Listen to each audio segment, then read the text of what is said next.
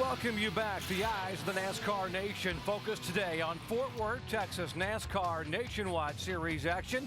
And for the fourth time in 7 events this year, qualifying canceled by weather. They will line up according to owner's points, which means that Kevin Harvick, 4-time Texas winner, will lead him down alongside his Richard Childress teammate in Cup racing, Clint Boyer, and of course there's last year's champion Carl Edwards starting inside of row 2. Now, we told you we'll take your questions online from our mailbag to talk to our in-race reporter Bobby Labonte, and today's question comes from Andrew in Philadelphia. Bobby Labonte, Dale Jarrett, you have me? Yep, 10-4, that's clear. Hey, Bobby, thanks for being our in-race reporter today. The fans really enjoy this. And our first question comes from one of our fans today. They want to know, with the recent success of RCR in the Nationwide Series, you feel any added pressure to perform today? Oh, no. Well, I think I put pressure on myself a lot, so I don't think it's really any added pressure. But obviously it's great to have some great teammates that go out and win races, and, well, maybe it's my turn. All right. A lot of the drivers that we've talked with were complaining about being loose in and tied off with their cars on Thursday. How was yours? I think I would ditto that one. I was, had the same issue. We have to run wide open almost now with the horsepower difference that we have. And I don't really know why we have to have it like that. Wish we had more horsepower so you could let off and drive it and had some more torque. But that's the way it is. And, when you let off the gas, it unloads the rear end and makes it a lot freer on entry. All right, Bobby, thanks, and we'll be talking to you later on, buddy. Good luck. Thank you, dear DJ. Crew Chief Shane Wilson will call the shots for Bobby today. Let's visit with him. Hey, Shane Wilson, Andy Petrie up here. You guys down there, the last time that you had a track this fast, it was at Atlanta, and the tire was a real issue. What do you expect out of the tires today? The tires are different from last fall, but this tire seemed to be a lot better than that Atlanta tire. Has more grip. It gave us a little bit of a issue on entry, but we feel like we made a few adjustments to hopefully help that today. Shane, how about tire wear? I know the track was kind of green when you guys practiced. What do you expect for tire wear, especially early here? Some people that had some issues on Thursday, but like you said, the track was very green. I don't expect any issues. I may be wrong. If we'll have any issues, it'll be if it goes green here this first run all the way to fuel. Okay, Shane, you and Bobby have a great race. Thanks. We will ride along. Thank you, Shane. Ride along with 8 high-definition onboard cameras today. Mike Bliss, the birthday boy, 43 years of age yesterday, starts 22nd. His first ride for James Finch in the Miccosukee Resorts Chevrolet. Dale Earnhardt Jr. back in that 5 car. He starts 10th, the GoDaddy.com Chevy. Mike Wallace, 13th in the Geico Toyota. Jamie McMurray, 15th, the City Financial Ford. You've already heard from Bobby Labonte. Jeff Burton starts 4th in the Holiday Inn Chevrolet. Reigning series champion Carl Edwards, 3rd in the Scott's Turf Builder Water Smart Formula Ford.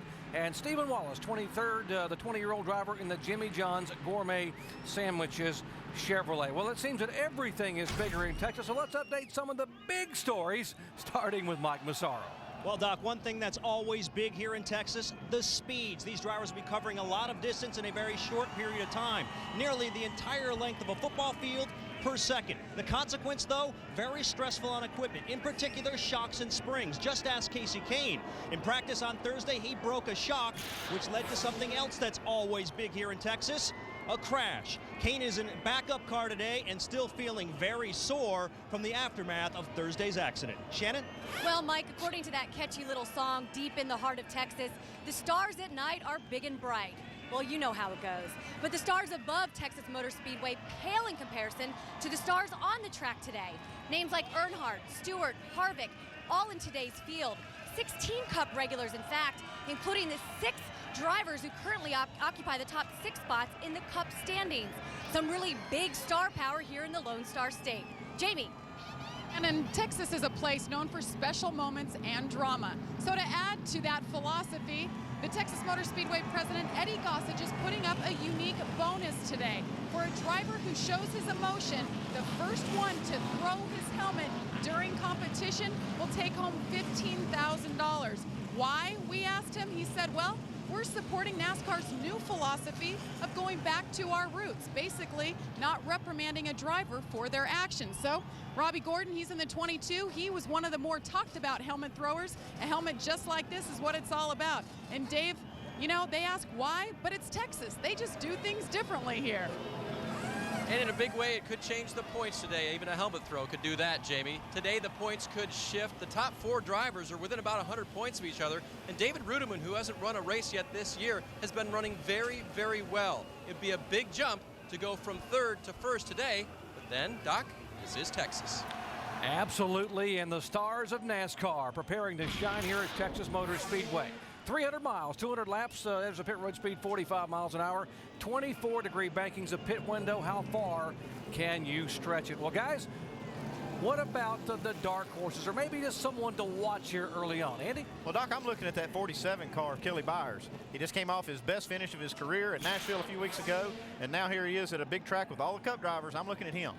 Yeah, my guy's not a dark horse, but I want to watch Kyle Busch come through this starting 31st. He's been fast in all the races. It should be interesting. What's the over and under on how long it will take Kyle Busch to get to the top 10? I'm guessing 9 laps he'll be in the top 10. That should be fun to watch. Pace car pulls away.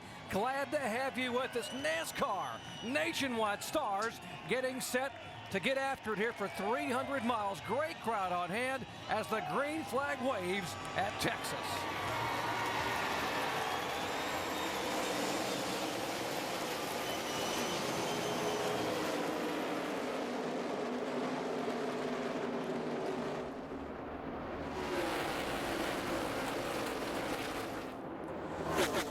Big jump for the 33, and right off the bat, a little bit of a blip for the 2 car.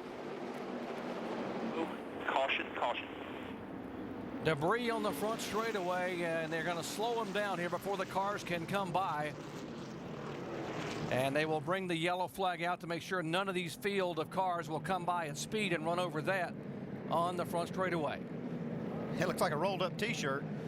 Looked like Clint Boyer had a little bit of trouble getting started right there. Spun the rear tires right as they came to the green, and that's why you saw Kevin Harvick get that big lead.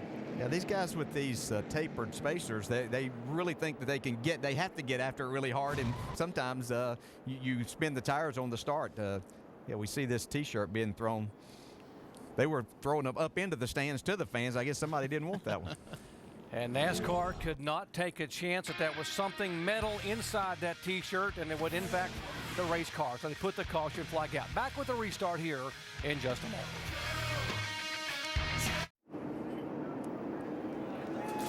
Welcome back to the NASCAR Nationwide Series event at Texas, presented by Star Motorcycles. Perfect timing as the green flag waves. We had the caution flag on lap number 1 for debris, a t-shirt being on the front straightaway, and they had to put them under caution.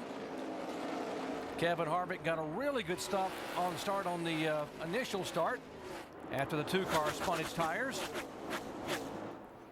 And so did Casey Kane. They made him actually go to the rear because they said he got too good a start. Yeah, so Casey gained 8. He gained 8 spots, DJ, and he worked that hard in 1 lap, and they made you go back. Yeah, the start of the race, you actually can't pass anybody before you get to the start-finish line. Of course, him starting last, I'm sure that he not very accustomed to starting back there and probably didn't even know about that rule. But they did send him to the back, and I'm sure that he's going to make his way up towards the front as we started back green here. So it is Harvick, Edwards, Jeff Burton, Stewart, and then Clint Boyer. That little spin of tires on the green flag cost Boyer 3 positions. These guys haven't been on the racetrack since Thursday, so I'm sure they're just settling in right now, seeing what their car is like today, as we've had practice yesterday, got some rubber down, and then the Sprint Cup cars practicing this morning and got in both of their sessions. So this is a totally different racetrack than what they saw on Thursday. How much will this track change? It was overcast and very cool here on Thursday, and the sun is shining. It's just a gorgeous day here today. Yeah, very track sensitive. As we see cars going left and right here making passes, but this is one of those tracks that you hear us talk about being very sensitive to the sunlight and to the heat, and it will change dramatically than what they saw on Thursday. So there are going to be some drivers hollering on the radio to their crew chiefs, Andy, saying, hey, I need this changed or that changed, or this is what my car is doing. Now, they'll have a lot of adjustability built into these cars with spring rubbers and able to change the track bar and the wedge to accommodate these changing conditions. But you got a lot of cars that didn't get to qualify. So you're going to see a lot of fast cars that are coming up through the pack, and maybe even some cars starting up front that may not be as fast as some of the guys coming. Yeah, you got a glimpse a moment ago at a couple of guys. You saw David Strimmy in the 64, Stephen Wallace, the onboard camera. Those guys have already gained about 4 or 5 positions from where they started back about mid-pack. comes Tony Stewart, and this 20 car has been super fast in all these races on these style racetracks, so I expect him to be probably the car to beat. Yeah, we showed you at the top of the show where Tony Stewart dominated this race last fall and had that incident with a lap car about halfway through the race after leading 114 laps, and he said this place owes him one. Well, he's looking for payback right here. He's already moved past Jeff Burton. And these guys are just kind of feeling their cars out at this stage of the race, right, Dale? Yeah, exactly. You don't want to do anything crazy. You know that it's 300 miles, and whatever you do right now is not gonna make your day. It could break your day if you don't use a little bit of sense about you and just kind of feel your car out. And again, you want to drive it hard enough that you can really tell the crew chief what your car is doing, but you don't want to overdrive it at this point in time in trying to make up anything, because there's really nothing to be gained at this point in time. Mike, you got more on Tony Stewart? Yeah, well, Doc, you mentioned the feeling out process. Well, Tony has a pretty good idea what he's got.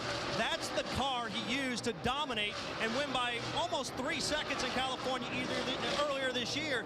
That's why they were a little bit surprised when they unloaded on Thursday. They were off. It was very slow. It confused Dave Rogers so much. He went to his engineers asking them if they changed anything. Had to work all through practice before they finally got it right. They're pretty confident they still will be good, but it was a struggle on Thursday. Well, Mike, if it was easy, everybody'd be doing it. And, I've never seen this sport to be easy. I don't care how good you think you are. This thing can humble you pretty quick. Yeah, it does that, and that's what's so great about the sport. It's not like baseball and football teams, even though, injuries or something can change the way that they go from week to week. But in this sport, you're going from track to track with different cars, different tires, so things that you've had that worked before might not work all the time, as we see Tony Stewart trying to take over second place here from Carl Edwards. Didn't have to try too hard. He just zips by on the inside of that of the 60 of Carl Edwards, and Tony Stewart is a man on a mission. Looks like they made the right adjustments. If they weren't happy Thursday, I think they're pretty happy right now.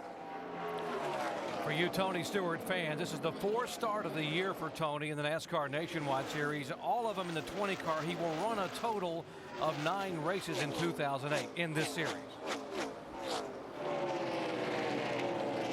It's been fun watching him in this series at the beginning of the year as Joe Gibbs Racing switched over to the Toyotas, and Tony and Kyle and Denny all adjusting to these cars. But Tony is just fun to watch, and you know that you get to a racetrack like this, that he's going to let the rear end of that car hang out, and he's going to be fun to watch all day as he tries to run down Kevin Harvick. A couple of RCR cars battling there. You see Clint Boyer in the 2 car going around the 29 of Jeff Burton for 3rd position, 4th spot.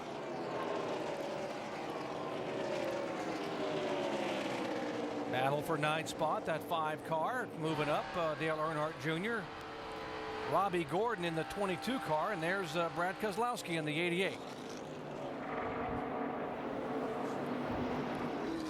You see Carl Edwards falling back a little bit here.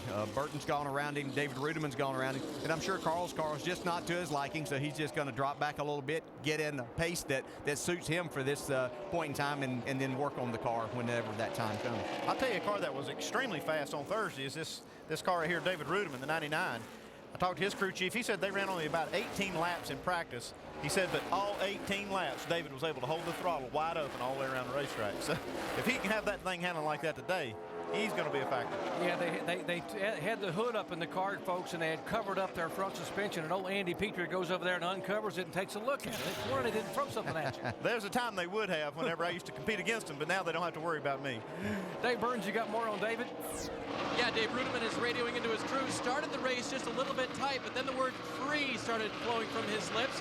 Free through the center, free on throttle. And that means loose. That means the car wants to come around on him. So that's what they're battling right now. The good thing about that is that's something that over a long run, and Andy, you know this, can sometimes work its way into a perfect setup. That's exactly right, Dave. I actually like to hear that at this stage of the race, at this kind of racetrack. I don't want to hear that the thing is really pushing. I want to hear that it's free, knowing the racetrack's probably going to tighten up. Spoken like a guy who's not driving the car, huh, DJ? Exactly. 17 laps in of 200 here in the NASCAR Nationwide Series race at Texas Motor Speedway, the Great American Speedway, and Kevin Harvick getting it done in his own race car. He owns that Chevy that's showing the way right now.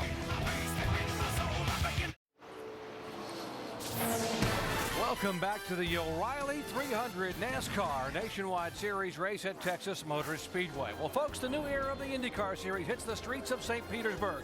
Elio Castroneves goes for a sweet repeat, looking for his 3rd win in a row on this picturesque street course. But can road racing specialist Scott Dixon steal the show in his quest to start the season 2 for 2? Remember, Dixon won at Homestead, Miami. And by the way, Tony Kanaan on the pole down at Homestead, Miami. And Will Power, one of the drivers that came over from the former Champ Car Series, on the outside of the front row. They're in St. Petersburg as IndyCar Racing, RL Racing coming your way on Sunday at 2:30 Eastern Time. Tony Stewart's been stalking Kevin Harvick right here. Yeah, he seems to gain a little bit on him whenever they get into some traffic, but the last traffic they got into let Kevin go by on the inside, so that really helped him. That seems to be where his car is working the best, but Tony Stewart, obviously a very fast race car, but I think he's just biding his time looking for that right spot. Spoke with Kevin Harvick a lot in the garage area on Thursday when we were down there, and he was just, this is his own race team, and all those wins he had and those 2 championships came driving for Richard Childress Racing, and you got to wonder, this team has come a long way this season to be able to lead the points. Well, I told you I thought the 18 car would be in the top 10 by lap 10, but we had that caution flag, so I should get a mulligan there. He is 13th right now at lap 26. He's gained 16 spots under green. That's pretty impressive so far. Yeah, and I've been watching it. He's been doing it on the bottom, as we saw right there, as he went by Mike Wallace. But he's also been making some passes on the outside. So it seems like his car is working very well at this point in time. Goes beneath Robbie Gordon in that 22 car. One of the stories this week, Robbie taking over for Mike Bliss, who moved to the 1 car. More on Kyle Busch with Dave. And right now reporting that his car, in his words, tight in the front, loose in the back. Now, the words are very important because crew chief Jason Ratcliffe told me this morning how he says that and what he means he needs to be able to interpret. For Kyle, a car that's just a little bit tight may be wrecking loose for another driver. Those were Jason's words. Right now, if the car is a little tight in the front, that may be pretty good for some guys. For Kyle, he'll need an adjustment.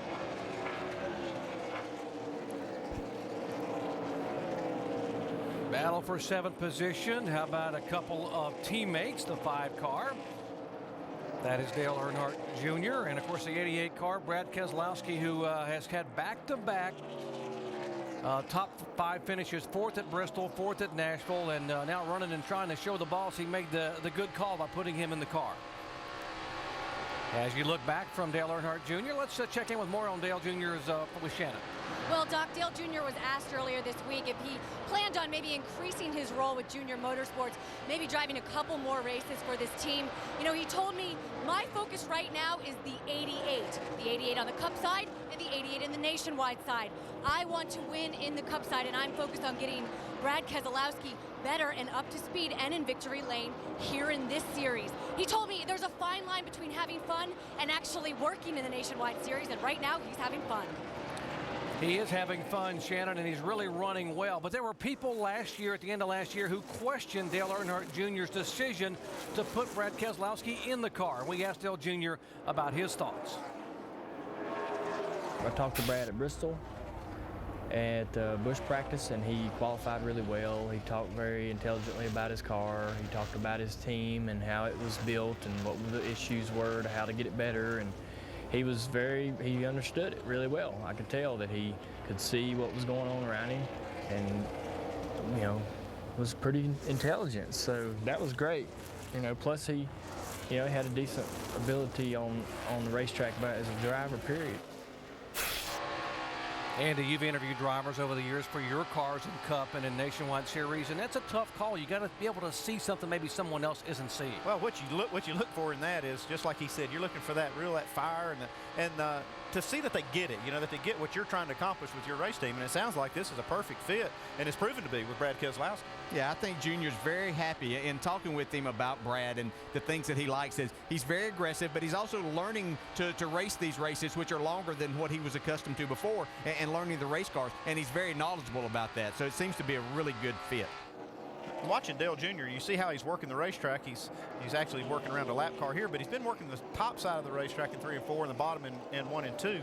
I think for Junior to win this race, that top side of the track is going to have to come in because that's where he really likes to run.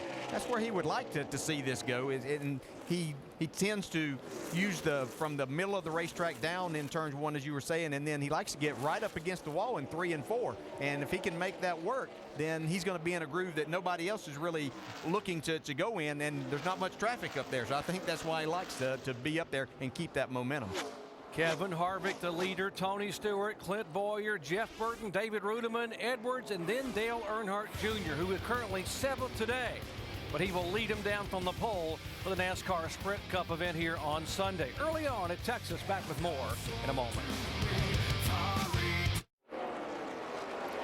ESPN's coverage of the NASCAR Nationwide Series coming to you today from Texas Motor Speedway in Fort Worth, where Kevin Harvick has led all of the 38 laps that have been run so far. Harvick starting on pole. Tony Stewart has moved up to chase him. He's about a half a second back in the number 2 position. Time for Nationwide to get you up to speed as we prepare for the first round of pit stops. Find out what's going on with some of the front runners, starting in Harvick's pit with Mike. And Alan, it's no surprise to see Kevin Harvick up front here in Texas. After all, he has 4 victories here, but keep in mind, all of those came in Richard Childress Racing equipment. This is his own car. And earlier this year, he said to get to victory lane in one of his own cars would mean as much to him as anything he's ever accomplished in NASCAR racing. That's saying a lot, considering he has won the Brickyard 400 and the Daytona 500. Right now, he's in contention for that victory. The guy behind him, though, he's a guy who has won twice already this year. Of course, we're talking about Tony Stewart, but he's feeling the effects of this track being very aero-sensitive. He says he's free on exit, free in the center, but the closer he gets to Harvick, that's when he tightens up. He feels like he needs to fall back in order to get the tires back underneath him. Let's go to Shannon. Well, Mike, while many Cup drivers race on Saturday in the Nationwide Series just to have a little fun and maybe gain a little info for Sunday, Clint Boyer's one of the full-time regulars who's going for a championship here in this series. And while Boyer's certainly enjoying himself, he also feels the pressure. He told me it's so nerve-wracking that he knows that he could possibly win this championship this season. He told me the stress level is just as high as when he was in the chase on the Cup side last year. Mike.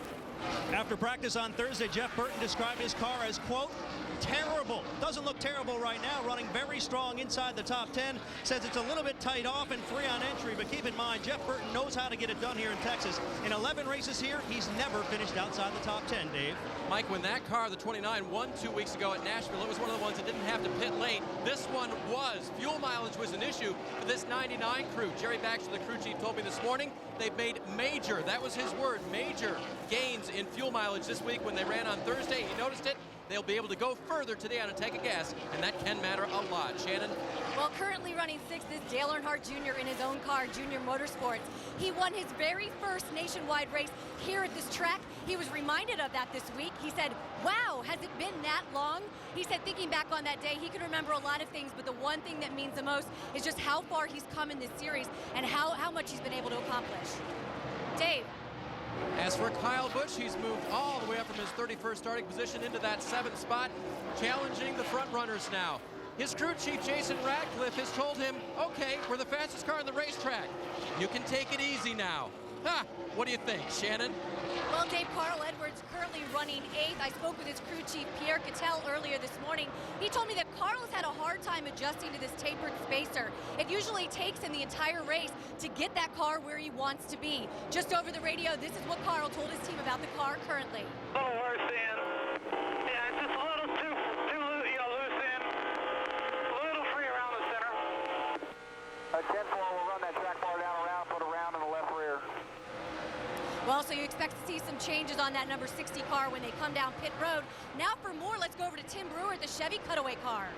Thanks, Shannon. What we're going to show you here, folks, when the right rear guy comes up, he's going to actually manipulate this, and what that's going to do is actually run the track bar down, and that's going to tighten the car up, make the car a lot more suitable for the driver. He's also going to put a round in the left rear, and what that's going to do is tighten the car up. Jerry?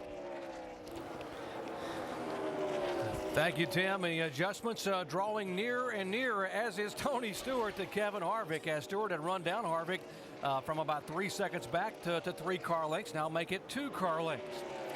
You know, Dale, Tony Stewart in this 20 car ran down Harvick quickly, and once he got there, we heard him say that he just got in this aero kind of a tight situation. This really is a factor at a track at this size and this speed. Yeah, because you use that speed to keep the front end of your race car down, and whenever you don't have that air coming on there, then that's going to make the front end lift a little bit, and that's whenever Tony will complain about the car not turning as well as he wanted. You see, as he got closer to Harvick there, he really had to back off because he couldn't get the front end set entering the corner. Well, this pit stop's about less than 10 laps away as you watch this battle now. As you heard Kyle Busch talking about having the fastest car on the racetrack, and Dave said, yeah, he's going to really take it easy, huh? He's moving in on the 4th place battle.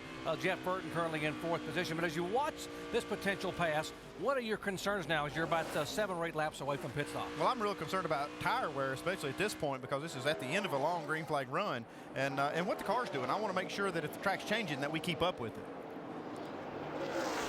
Kyle Busch knows what happens when the tire goes away. It bit him at Las Vegas, and he's on his way to the front. We'll come back and cover pit stops from Texas in just a moment.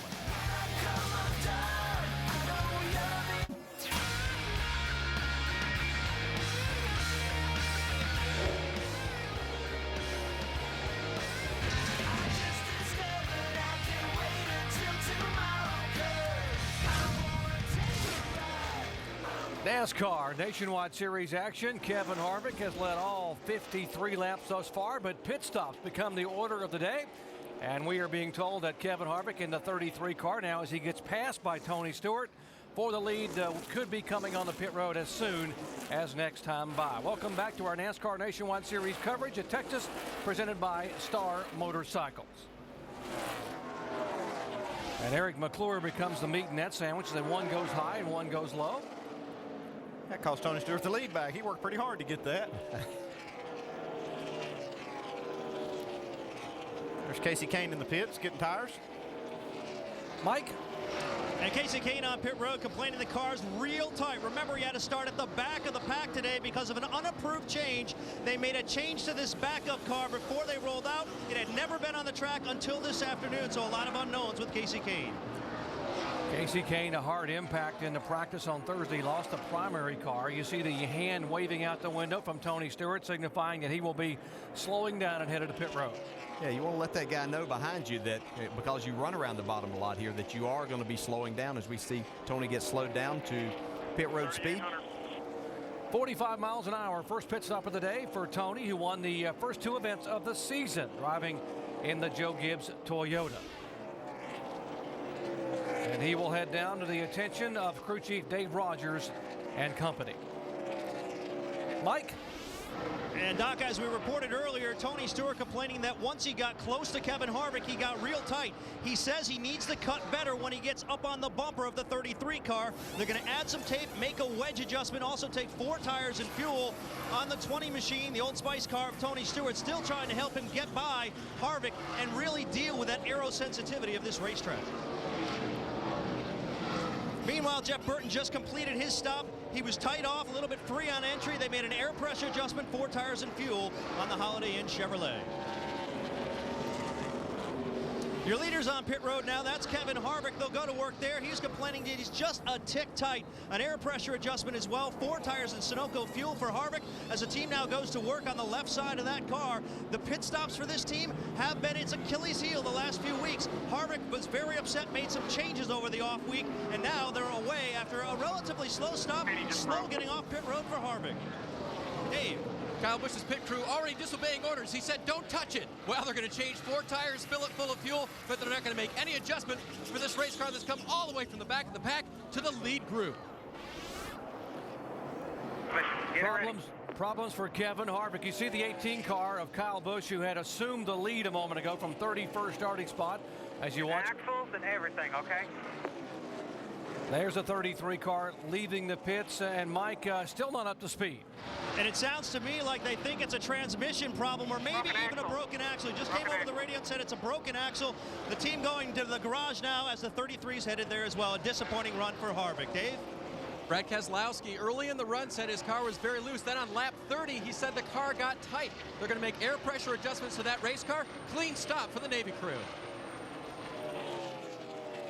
Keselowski, lap 60, getting good fuel mileage there for the Chevy owned by Dale Earnhardt Jr. There's the Kevin Harvick crew after leading the first 53 laps. Andy, how does that happen? How do you break an axle on what looks like a routine pit stop? Well, there's a lot of shock loading that goes into these axles through the tire when you drop the jack. And I saw that when he dropped the jack, that only one tire spun. And that was really a quick diagnosis by Kevin Harvick to realize that's what happened. You know, that can happen. As a driver, you have to be really careful. You have these concrete surfaces that you're pitting on, and if you make that timing just perfect, and it's not so perfect because it gives you good grip just as that jack's coming down and that tire hits the ground, and you're giving it full throttle to get out of the pits. A lot of times that's what will happen. It'll either be the drive plate on there or the axle, something like that, and that looks like what has happened with Kevin Harvick. Very unfortunate. Had a great car and looked like he was could be on his way to his first victory with his own team. Tony Stewart will assume the lead in the 20 car.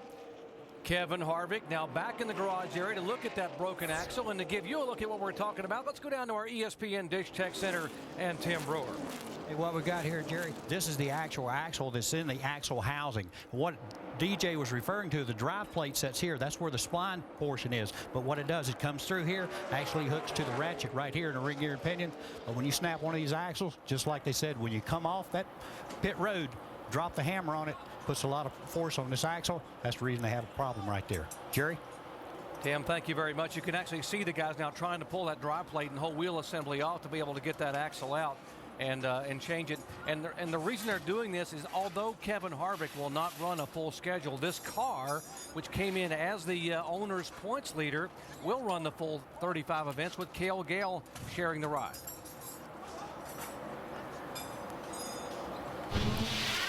You can see these guys finishing up the pit stop, and then when the jack comes down, that's the cue for the driver to take off. And Kevin felt something break right there, and you could tell he was trying to figure it out what it was. And then as you see this, he pulls out and you see the right side tire is the only tire that makes a black mark. So the left side is where they've got a problem. The only problem is taking that axle out of there. It's in two pieces now, so they'll have to get inside there, and it's going to be kind of a problem to fish it out. The left axle, guys, left axle, left.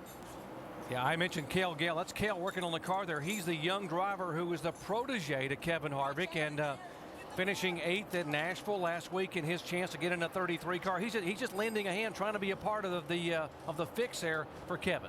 Yeah, earning his stripes. You know, Kevin, he's going to pay him to come drive the car. He's got to do something else too, and that's not uncommon for that, especially in years past. But he's a young man that knows a lot about these cars. And not only is he an excellent race driver, but he knows the workings of them. So, you know, he's not afraid to get in there and lend them a hand as they try to make this change as quickly as they possibly can. The winningest driver in NASCAR Nationwide Series history at this racetrack, Kevin Harvick, looked like he was having the day he wanted to have. He had led the first 53 laps, and Kevin was all smiles until this happened on pit road. He tries to lead, breaks the left axle, and now is back in the garage. As we come back live to Texas Motor Speedway, there is trouble for the race leader. Remember, we saw Kevin Harvick, who'd led almost all of the early part of the race, go to the garage. Now Tony Stewart in the 20 car slows. He had a bad vibration when I went into 3. It sounded like something tore.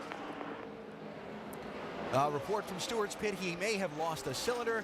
So Stewart, who had a 3.5-second lead on Kyle Busch, is the second guy to be out front. And Brad, what were we talking a little bit earlier about things happening here in Texas that are strange? You're absolutely right, Alan. Just anything can happen. And you also heard Tony come over the radio and said he had a bad vibration. So hopefully it was just a tire, or maybe right side tires he needs to go and replace, and he can get back on the racetrack. Hope it's not a cylinder.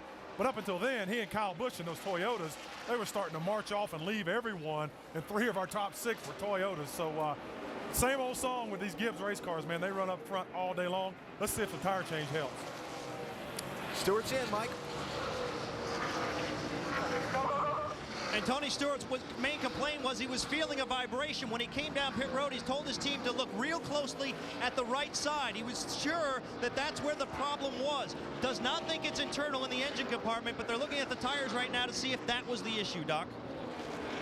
And Mike, you heard us at the top of the show about bizarre things happening. And DJ, at a lot of tracks, if you have a vibration, you may give it a lap or so and feel it out, but not here. No. Said it was the right rear tire.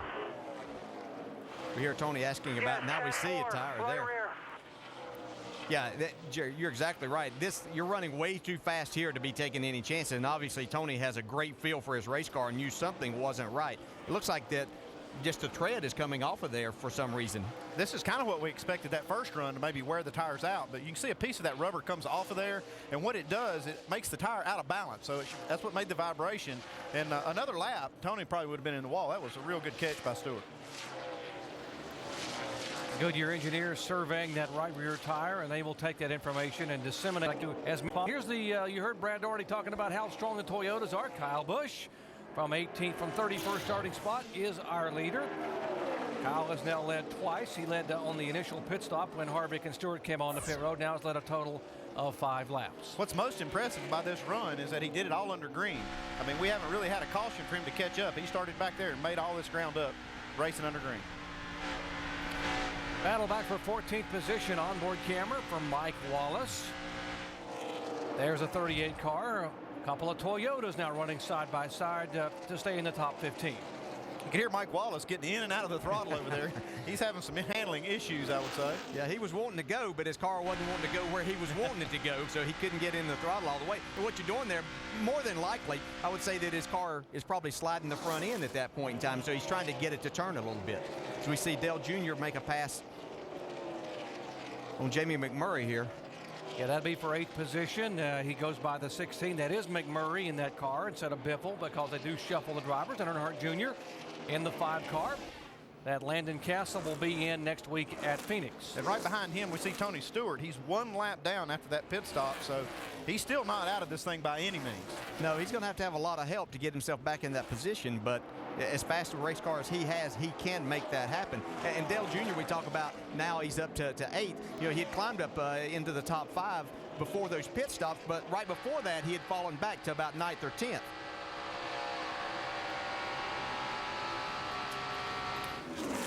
You talked about the run the 5 car of Dale Earnhardt Jr. is getting as he goes up high on the racetrack and uses the high groove.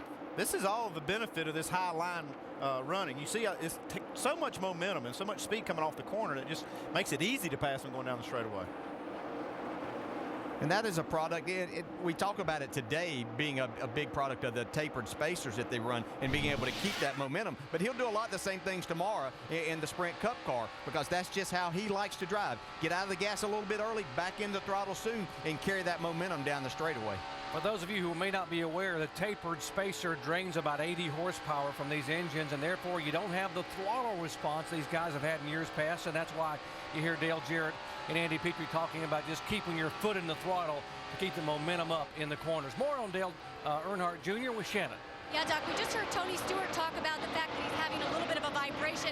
Dale Earnhardt Jr. also experiencing that before that last pit stop. And I want you to take a look at his right front tire. Obviously, you can see it's very worn down. So they made the change. They made a 4-tire change on that car. Jr. is back on the track, and so far, so good. He does not feel any vibration at this time. Guys? One of the things that happens is these guys like Junior that are running up top, that track's pretty green up there, and it's going to wear that tire quicker than it would down on the bottom of the racetrack where these guys have put a lot of rubber down. You can see how dark the racetrack is on the bottom, real gray up top, and that wears that tire a lot quicker than it would on the bottom. For you Kevin Harvick fans, they have made the change, and there is the 33 car of Harvick. He is back on the racetrack, being shown in 36th position now, 21 laps down, as he's back on the racetrack. And one of the guys working on the car, his protege, Cale Gale. His very own driver who finished 8th 2 weeks ago. Cale, what all did you guys have to do to get this car back out? Road long Chevy's real good, running up front, come in for the green flag stop there, and we dropped the jack on the left side, and Kevin went to pull out and broke a left side axle. We changed the rear end fluid and put a new axle in it. Real unfortunate. Road Long's car was real good today, and hopefully we'll go out there and salvage the best we can. That's exactly what they're doing, salvaging some point stock. It's all about the owner points for Kevin Harvick. They were leading coming into this race. Still lots of laps to go, but Harvick now 21 laps down. He'll just try to run the rest of this race and hope there's more attrition to get himself a top 20 finish. There you see the owner's points. The 2 car, Richard Childress, who came in, by the way, that's Clint Boyer as not only as the driver's points leader. Jack Roush, Childress, Michael Waltrip, of course, and Delana Harvick.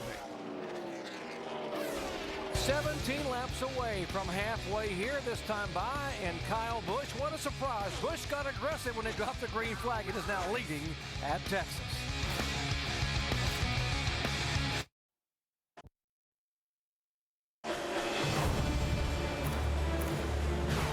Boy, old Kyle Busch making a statement early. Oh, underneath and Kyle spins. Four tires. Kyle Busch just keeps having problems like this. 29 can't get by 20 to get up there and challenge it. Well, that 20, don't think I won't wreck him. Copy that. Coming out of turn 4, and he slides up in front. For Scott Wimmer, it's going to be a record day. New winner at Nashville. I love it, man. I love all you guys. That's great. Scott Wimmer with a terrific win. One race ago for the NASCAR Nationwide Series as Kyle Busch continues to lead here at Texas Motor Speedway, about 11 laps shy of halfway. Kyle with a 3.3 second lead on second place Clint Boyer. And the 29 car this week driven by Jeff Burton running third. Scott Wimmer joined us in our ESPN pit studio now. It's got to be the oddest thing in the world about watching this race after you won the last one. I'll get to that in a second. First, congratulations. What was it like? It was unbelievable to break a 5-year drought. It was only 57 races, but 5 years is a long time, and it was exciting to get back to victory lane. And exciting to do it at Nashville. I couldn't have, I've been going down there for so long, and it was such a meaningful place for me. Scott, we're going to interrupt you just for a second because as these things always do happen, cautions come out. Got some debris on the racetrack. That is going to bring everyone to pit road. This is just the second caution of this race as we near halfway. And while we wait for the pace car to gather everyone up and get the field to pit road, quickly, Scott, what is it like watching when you won the last race? Well, it's terrible being here today. You know, I love being here and communicating with Jeff and the team, and I learn an awful lot. And we struggled in practice, but they got the car right in the race, so that's real encouraging to see. And this is really going to shake things up. I think guys are going to have a lot of time to work on their car now under caution and hopefully get them right here for the end of the race. So did I not hear the word difficult too many times creep into there? It's got to be difficult. Yeah, it definitely is. You know, we always try to build momentum in this sport, and it seems like you can build momentum after a win, and then you're not in the car for 3 weeks. So we're going to work hard. My next race will be back at Mexico, and I have quite a few races after that, so hopefully we can string another little good group together. How did you keep your eye on the prize, though, Scott? Last year you came close so many times. You had really good race cars. You had some great races, but circumstances kept you out of victory lane. How did you keep focused on getting to victory lane? Because we all knew you could get there. Well, Richard Childress really gives you all the confidence in the world. If he believes in you and knows you can do it, you know, he sticks with you. And my team is just a great race team. Pat Smith and all the guys there, they stood behind me last year when we came real close a couple times. And this year we are already in victory lane, and we're looking for better things. Brushing up on your road racing skills already? Yeah, I've been starting. You know, I've got some good teammates. Kevin Harvick's a real good road racer, and I've been working with him a little bit and went out to Bondurant. So Mexico's an exciting place. It's always fun going down there. And I think you're going to see a real interesting race this year with the tapered spacer because everybody's going to be kind of thrown for a loop there. Before we get this set of pit stops, your teammate there, Jeff Burton, running third. What has the team been saying about the car? All three of our cars have been exactly the same. They're fighting, getting into the corner and struggling, getting off real tight off and loose ends. So Pat and the guys will make a big adjustment here and hopefully get it right. And looks like Bobby's running good, so it's really a good day for us right now. All right, let's check on these pit stops and see how things go. Dave Burns, lead us off. Kyle Busch's car is obviously fast. He'll need some Sunoco fuel at this pit stop. They want him to make just a little bit of an air pressure adjustment for more grip. Now let's go to the Castrol GTX triple pits. Our in-race and Bobby Labonte, our in-race reporter, pulls into the pit box. He's still tied on exit, looking for his first win here. He's the local Texas boy. He's gained 8 positions since the start of the race. Shannon? Well, Clint Boyer came into this race as your points leader. Right now, the car's starting to loosen up just a little bit. They're going to drop the trap bar 4 tires. Mike? And Jeff Burton's car has been swinging between tight and loose all weekend long. Right now, fighting tight. They made a wedge adjustment, 4-tire change in fuel for Burton. Race off of pit road. Jason Leffler's Toyota gaining 14 spots. Kyle Busch loses a spot. Clint Boyer back 3. After 88 laps of consecutive green, we are yellow at Texas. Green flag waving at Texas Motor Speedway after caution number 2. Debris on the racetrack. Kyle Busch leads him down. And the 64 car of David Stremme a bit off the pace on the restart. There's Strimmy. He was coming off consecutive top 10 finishes. Tough break for Strimmy. He will head back to pit road. It looks like he's completely off the pace. I think he might make it back to pit road, but he's got a major problem. You know, a restart like that, you got to think that something may have happened with the transmission. Yeah, we're here now. It may be stuck in second gear, and you can't go very fast in second. Now, what it did was allow Tony Stewart to get himself into position if we would have another caution to get the lucky dog and get back on the lead lap. Yeah, the lucky dog on that previous caution flag for you Dario Franchitti fans. Says Franchitti, he'd been running in the top 20 all day, but he had lost a lap and now was able to get that 40 car back on the lead lap. He is a 17th and final car on the lead lap. There's a look at Dario Franchitti, who was our Aaron's Lucky Dog Free Pass Award winner in that previous caution flag.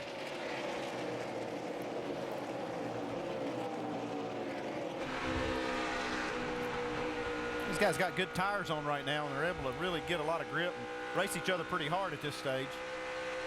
Yeah, we see Brian Vickers in the 32 car up there. We really haven't talked about him much, but he's worked his way up into the top 10 now.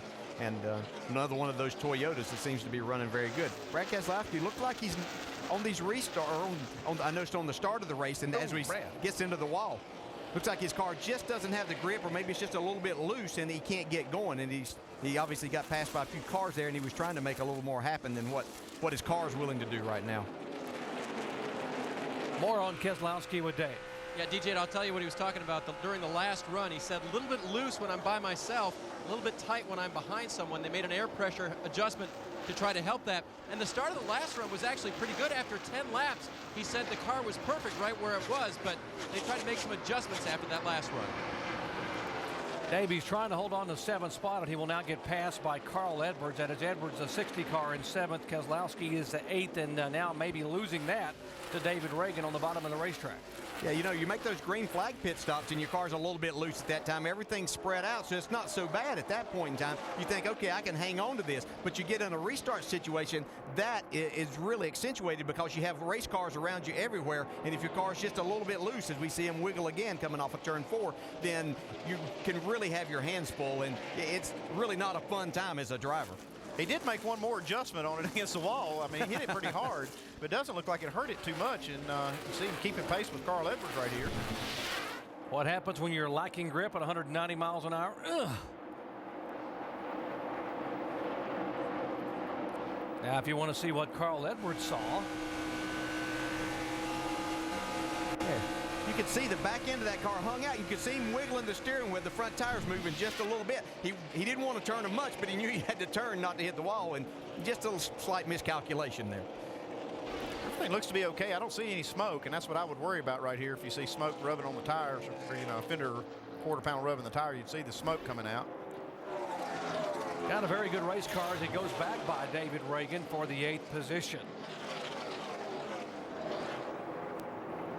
This young man's been so impressive. We've talked about him with every broadcast, I think, but he just really does a good job. He has good equipment to race with, good people working around him, but he does a really good job of driving the race car. And, you know, those type things of just slapping the wall there has happened to every one of us at some point in time, and those are things that he's just going to have to work through, but he really does a good job.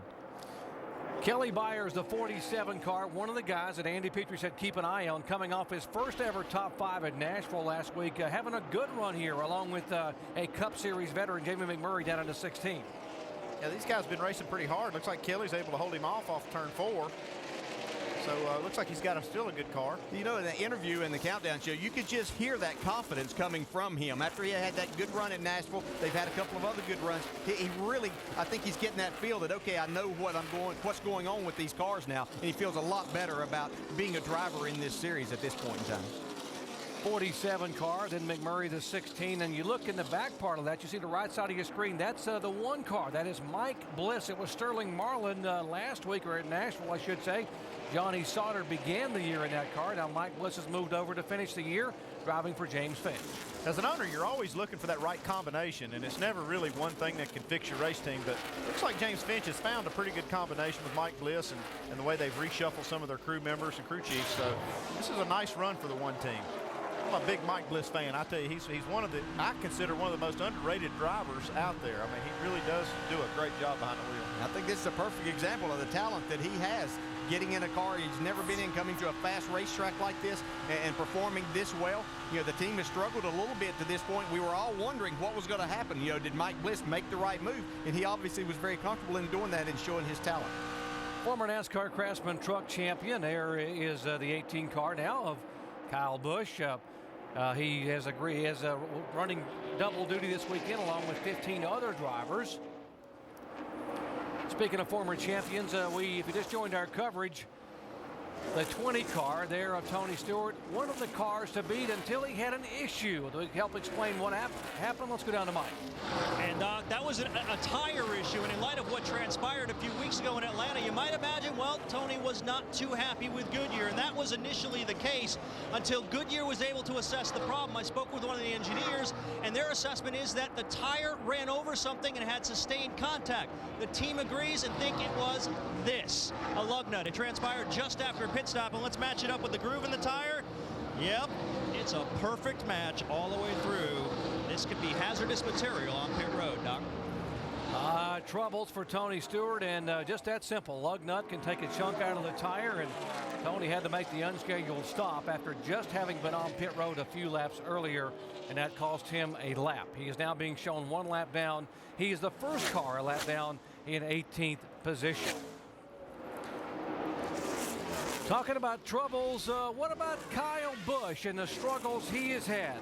In 2008, he's had one of the quickest cars every week, but oh my heavens, Busch can drive all he needs was a break.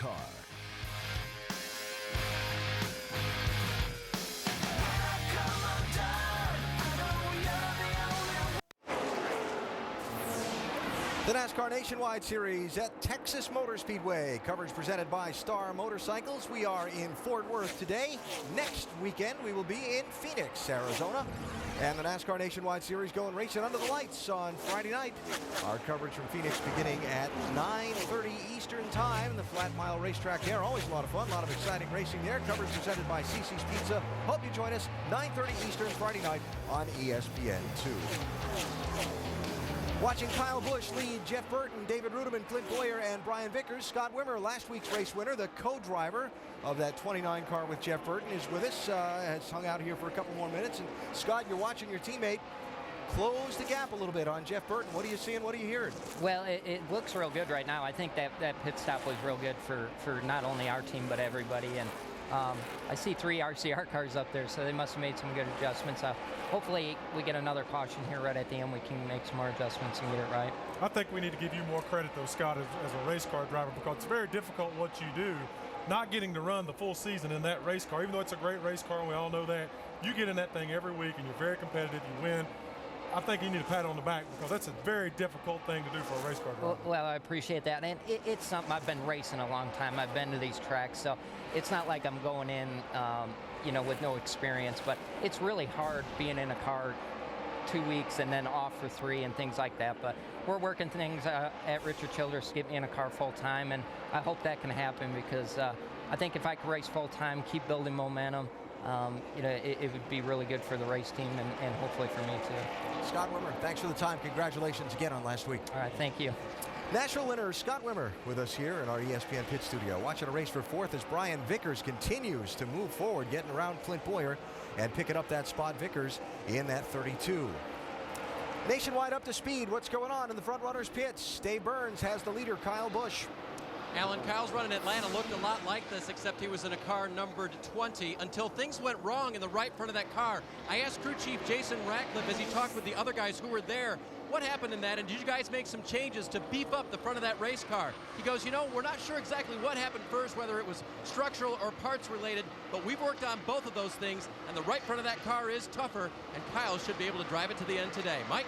Well, Dave, Jeff Burton has a couple of Texas wins in the Cup Series, but so far has been shut out in nationwide competition here, but is certainly in position to break that up today. Still, the car is not perfect. It says it's a little loose on entry. He'd like it to be able to turn better in the center. So far, he has not been able to get it to where he likes it. RCR, though, still looking for their 3rd consecutive win in this series. Dave?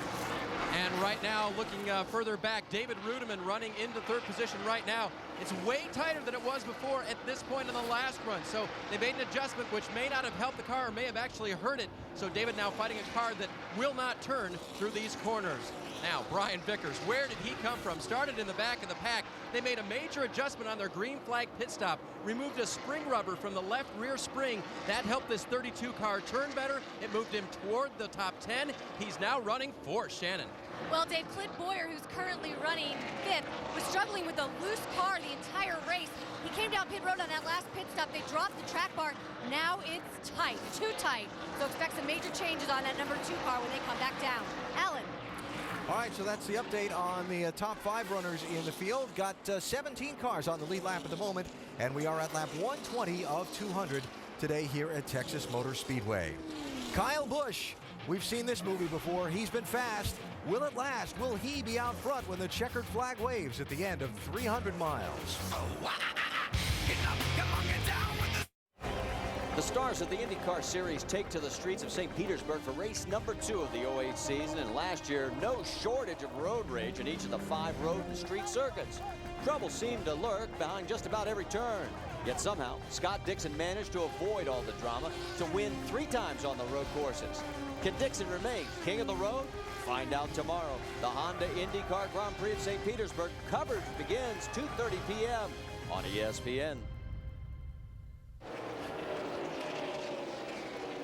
Back at Texas Motor Speedway, yeah, by the way, Tony Kanaan on the pole for that IRL IndyCar Series event on the streets of St. Petersburg. Kanaan coming oh so close, but it was Dixon who won the season opener at Homestead, Miami, and now he's going to try to get his first win of the year. Dancing with the Stars champion Elio Castroneves has won back-to-back on the streets of St. Pete. Here at Texas Motor Speedway, we're talking about young talent, Kyle Busch. And as you heard Alan Bestwick say, we've seen this act and this play before as Kyle has been dominant, leading laps until the late stages, and then something bites this young man after back-to-back top 2 finishes. He has yet to get a top 15 in the last 4 races. Dale, when you've been snake bit like that, do you actually, I know as a crew chief, you do sit on the box and you kind of worry about this car about every lap, something's going to happen to it. But as a driver, do you actually think about it while you're driving, or are you just too busy to let that get to you? I hope he's not thinking about that. I think he's just totally focused on what he has to do today and put that in the past. There's nothing he can do about that other than learn, if there was anything that he did, and he doesn't want to make a mistake there. But I think that he's just totally focused on this race car and this racetrack today. He's not worrying about anything else. He knows that he has the car to beat, which you've said all week, and he's proven that today. 70 laps to go here at Texas. As he is the lead car, Kyle Busch and Jeff Burton, David Rudiman, Vickers, Boyer, and Bobby Labonte, as we have all 3 of the Richard Childress racing cars now being shown in the top 6. Now, folks, all 3 of the RCR cars today are carrying decals to show support and best wishes for former Cy Young Award winner and current ESPN Major League Baseball analyst Rick Sutcliffe, who is currently undergoing treatment for cancer. Now, Rick is adamant he's going to be back and get well soon, and we want to add our get well soon wishes and our rapid recovery wishes to Rick. He is a good friend of Richard Childress Racing and a friend of this sport, and they're all showing their support for Rick in his battle with cancer here this weekend. Yeah, we certainly want to wish him the best. He's great to listen to as he calls the games. I always enjoy someone that's been there, and especially from a pitcher's perspective, as to how the game goes and what they're thinking. And so, Rick, we wish you the best, and get back soon, buddy. Richard Childress and I were able to spend some time with Rick up there at an All-Star game. He hosted us up there when he was in Baltimore, and that was one of my favorite experiences, going to an All-Star game, and Rick Sutcliffe made that happen. Really appreciate that.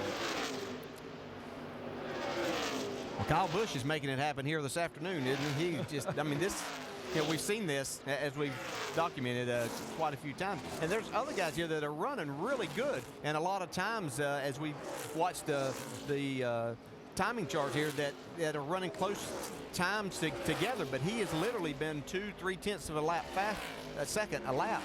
faster than these other guys. So he's got his car, seems to go wherever he wants to, but especially on the bottom side, he can make some really good time. Kyle Busch had led the most laps in 3 events thus far this year, and he has now officially led the most laps here today, as he has led 3 times for 64 laps. if I'm his crew chief, I'm telling him, hey, we've got such a great race car. You can afford to be patient, especially around these lap cars, because we saw him may have a little bit of a problem at Nashville, where I felt like he had the best car, but might have been pushing just a little bit too hard at a certain stage of the race that maybe, you know, wasn't the time to push. And so if I'm his crew chief right here, this guy's still young, even though he's got a lot of experience. He's still a young guy, and I think that the crew chief could, you know, talk to him more and, you know, and can have an impact on some of this, you know, maybe keep him out of trouble. Yeah, Andy, I agree that with that part that, you know, hey, you can be a little bit more patient in certain situations, but you don't want him to change that driving style. You know, we've had this discussion the other day that sometimes when you try to slow down with these cars, they actually drive worse, and so you find yourself either trying to compensate for that. So I don't think they have to worry about him backing off. But when he gets in situations to where he runs up on traffic, yeah, he might think a little bit more ahead of what he's doing at that point in time. And I'm not sitting here trying to tell him how to drive, because he obviously doesn't need any help in that type of a situation. He's very good at that. But it'd be great to have a crew chief that you could, you know, really trust in, that could give you that type of information and know that they're telling you for the right reason. Kyle Busch in one very strong Toyota, but there's another strong Toyota. This one right here, the 32 car of Brian Vickers, who's making his move. He's climbed all the way to 4th position. Dave. Yeah, the one that Kyle Busch was in at Bristol, but we're not going to do that story here. This is Brian Vickers today, and he likes his race car, but he's trying to help his team find that certain setup. For a short run, it was too loose to start with. Getting in, pretty decent center off. I don't know what that magic combination is going to be. At first, I thought it was wedge back and rear spring split, and it still could be it. Magic combination. Care to weigh in on that, Andy? That's always the thing you're looking for, Dave. But everybody I've talked to down there has this kind of a problem. Loose in and tight off. And I haven't heard anybody that's been able to fix it, really. I think the driver just has to drive around it.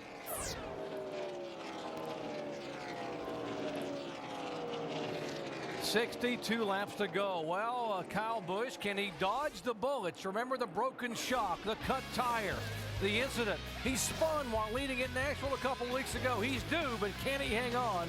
We'll find out when we come back to Texas.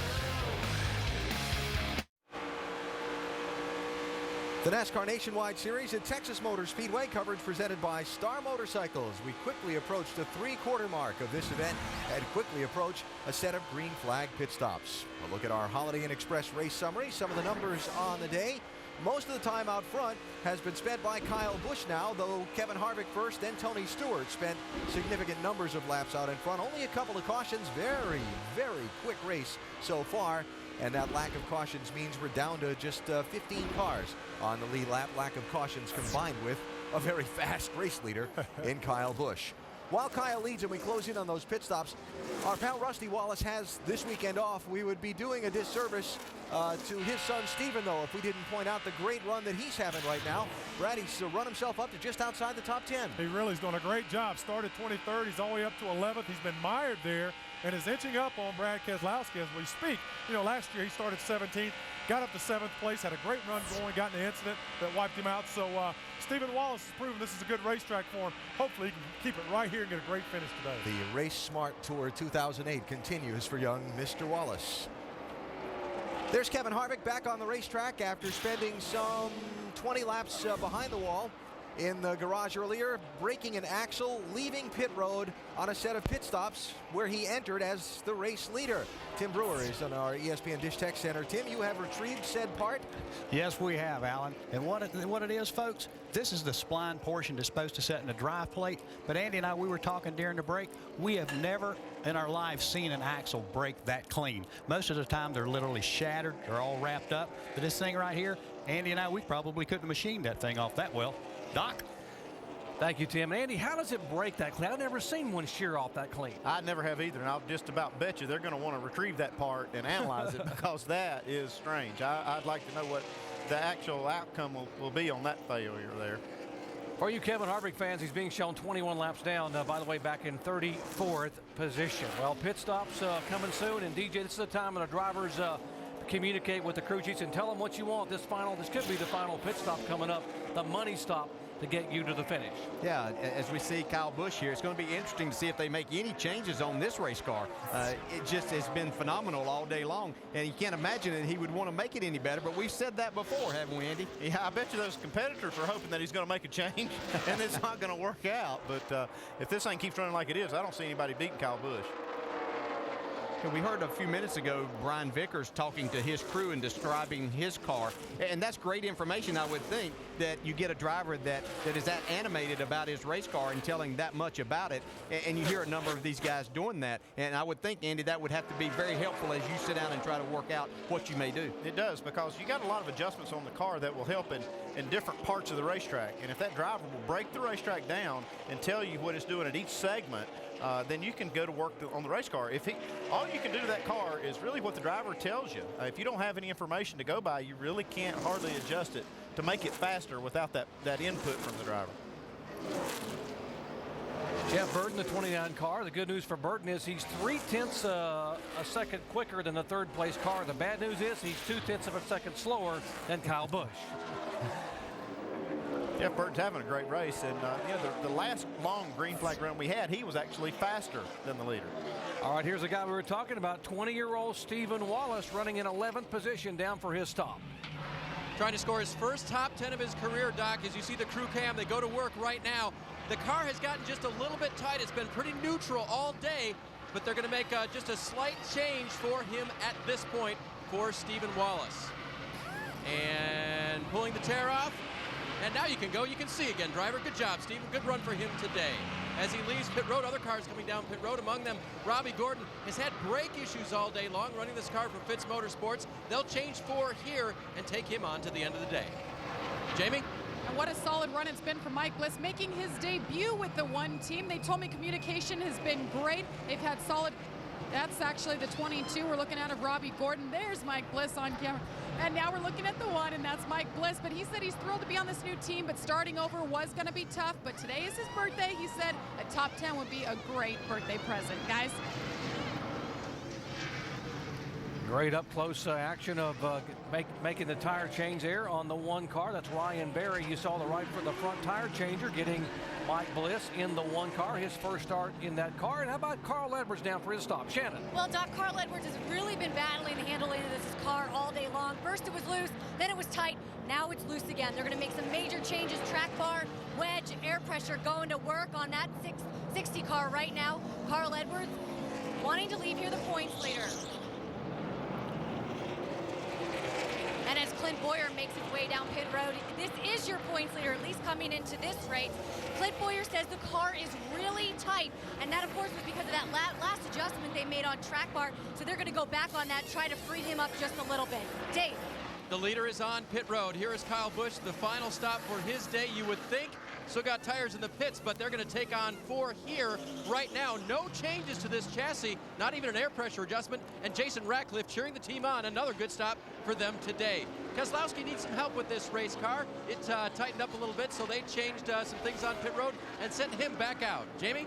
Bobby Labonte said the tight on exit is killing him. His car's not terrible, though. He worked his way all the way from 16th up to 5th. He said it's coming around, but it's continually tight. They're going to make a track bar and air pressure adjustment. Guys? Pit stops continuing. The 29 car of Jeff Burton down pit road for his final stop. Mike. And you hit the nail on the head, Doc. He said he was looking for 2/10. That's what he needs to catch the 18 car today. Also said he's having some trouble bottoming out. There's trouble on the racetrack. The 41 slaps the wall. Kyle Krisiloff spinning the 41 car. I need some tires, Brian. That will Keep bring it out. rolling, Kyle. That'll bring out the 3rd caution flag today here with just 45 laps to go. The 32 car is the only one that had not been on pit road, so Brian Vickers, the beneficiary of this latest caution flag.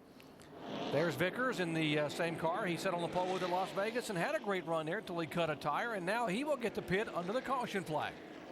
I'm not sure he didn't come down pit road right as that caution was coming out. This is always a confusing period when a caution flag flies right in the middle of green flag stops. Yeah, the 16, I was watching him. It looked like as he was coming in, and I thought that he just was too fast trying to get in the pits, and all of a sudden he came back out. And obviously his spotter did a really good job of keeping Jamie on the racetrack there. So good work by them.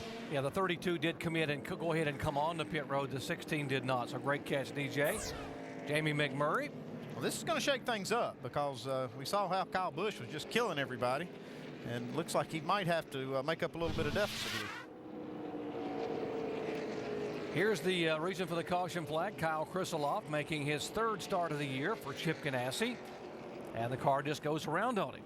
Yeah, that's that transition that we talked about earlier, about how difficult it is when you come out of that banking. You all of a sudden are on a flat racing surface, and if you don't have the back of the car hooked up completely under you, then that's exactly what will happen. It'll just come around in a hurry. Not much damage there. Krisiloff trying to keep it out of the outside wall, and the word is he will be in this car all the way through Talladega, where he had that great top 5 run a year ago. See Jamie McMurray making his pit stop, and that'll give the lead back over to Kyle Busch. We thought maybe he would have to make up some deficit. He just made it up when Jamie made that pit stop. Yeah, because he didn't have maybe 2 laps at the most on his tires, he's not going to need to pit there. Jamie? And Jamie McMurray, you guys called it a spotter, doing a great job keeping him out on the racetrack, but he is the only driver, you guys, I've heard today saying how loose his race car is. He hasn't used the word tight one time, so they're going to try to tighten it up just a bit. 4 tires and fuel. Jamie McMurray making just his 3rd appearance in the Nationwide Series this year. He's down and away. Guys. Under caution here at Texas Motor Speedway for the 3rd time a day. When we come back, Kyle Busch will lead him down once again and try to hang in front of Burton, Rudeman, Vickers, and Boyer. Back at Texas Motor Speedway under caution for the 3rd time a day. A spin by the 41 car, Kyle Krisiloff. And there's a young man who came in this weekend for the first time in his career as the points leader in the NASCAR Nationwide Series. Going to race full-time here. Now, he's raced in other cars before, been on motorcycles growing up. But this past week, I think Clint Boyer got a chance to visit with something he called the Monster. That's a big piece of equipment, and it likes to tear things up. And I'm really good at tearing things up, so it could be a deadly combination. I'm getting in! This truck has 1,560 horsepower. It's got a big block Chevy in it. Eventually, you're going to be leaving the ground with this truck. That's not good in our world.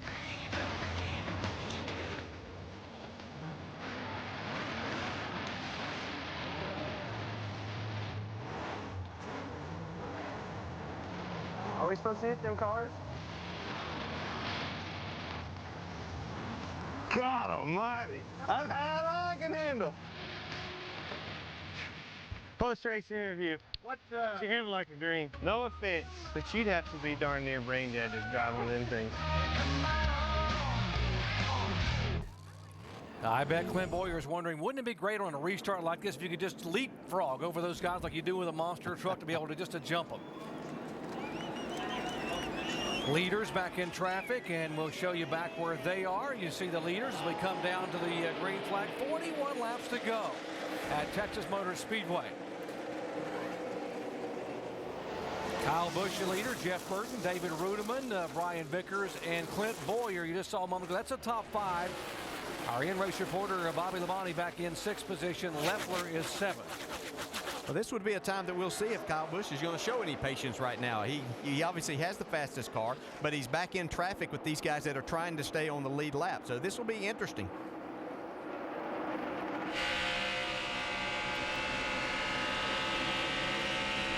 Looking back from Stephen Wallace onboard camera, that's Uncle Michael. He's trying to go around. There's Tony Stewart in the 20 car. He's being shown a lap down in 17th position. And Tony's teammate right behind him, the 18 car of Kyle Busch, is the leader. But now he's trying to work through these 2 guys. Tony's just trying hard to stay on the lead lap. He's trying to just make up for that tire that he had, the problem he had when he made that unscheduled pit stop. We know he's got a fast race car, and he's a teammate to this 18 car with Kyle Busch, so you would imagine they would work together somewhat. Watching the 18 Kyle Busch work this traffic, we might mention the lucky dog on the previous yellow flag was the 11 car of Jason Keller. Great run for Keller, now being shown in 11th position. He got the Aaron's lucky dog free pass, Keller got the new sponsorship collars on. Big announcement this week, that sponsor on board through 2013. So this team really pumped about running the full series. And right now, Jason in the top 15 in points. That'll really help you concentrate on your whole program when you've got a long-term sponsorship there, and you can just really focus on the business at hand, and that's getting that race car to run fast. It had to relieve a lot of pressure to get sponsorship like that, knowing what your plans are going to be for a number of years. So that will allow you to look at things a little bit differently than just basically going week to week as they were doing. Being told they're going to black flag the 01 car from Puff of Smoke out of Curtis Davis's car. They're going to bring him on and off pit road. As you watch the 18 and the 20, DJ, if you're Kyle Busch, you know that's your teammate Tony Stewart, but if you let him stay in front of you, if he stays there and the caution comes out, this guy has got a shot to come around and be a nightmare for you to win this race. Yeah, he could. On one hand, you could look at it like that, but I think that knowing Kyle Busch, he probably thinks that Tony can't beat him from that point in time, that he's probably not coming back in the pits. Even if he has to, if we'd have a caution, then he's going to be okay. Tony's going to be stuck back in traffic. So I don't think he's too concerned right now. And you know the other thing? I don't think Kyle's letting him do this. I think Tony Stewart is actually fast enough to stay in front of Kyle Busch. And I think as long as Tony goes up there and passes these other cars, that Kyle's not that concerned with trying to get around Tony. He's pulled out to a little about a second and a half lead over Jeff Burton, who's in second. So he's not that concerned as long as Tony keeps marching forward. I'm sure Kyle will be fine just with following him up through there. Right now there are 16 cars on the lead lap, and the 88 and the 20 are the 15th and 16th place cars. Those two guys both want to stay in front of that 18 car of Kyle Busch. So they may have figured out a way to slow him down, and that's to run side by side. That blocked the track on it. Yeah. Yeah, nothing else has worked today. Kyle Busch, your leader. Jeff Burton in second. Vickers is third. Boyer fourth. Bobby Labonte now moving up to fifth spot, and the 99 of David Rudiman sliding back to sixth. Dave? And Doc, that's because he believes that he's lost a cylinder in that car. It went flat on the restart. That was his report back to the crew. And he just came back a couple laps ago and said 7 cylinders. Doggone it. Shannon? Well, Dave, we spoke earlier about how Mike Bliss left the 22 car this past week. Someone else that left that team was his crew chief, Paul Wolf. He is now the crew chief for Jason Leffler in the number 38 car. Now, while it may seem very sudden from our view, I spoke with Jason today, and he said he's had his eye on Paul Wolf since last year. But of course, because he was tied up with that 22 car, as you can see Jason running that 22 car right now, he was not able to get Paul Wolf over here. Now, Paul is a former driver himself. He drove in the Busch East Series. Jason told me that's one of the biggest assets that he brings to this team. He knows what Jason's feeling in that car and knows how to handle those driver tendencies. Guys? Shannon, Paul Wolf said he couldn't believe how much help the Toyota folks give these teams here in the NASCAR Nationwide Series. Very excited to be working with that 38 team and Jason Leffler. Laps are winding down, 31 laps to go.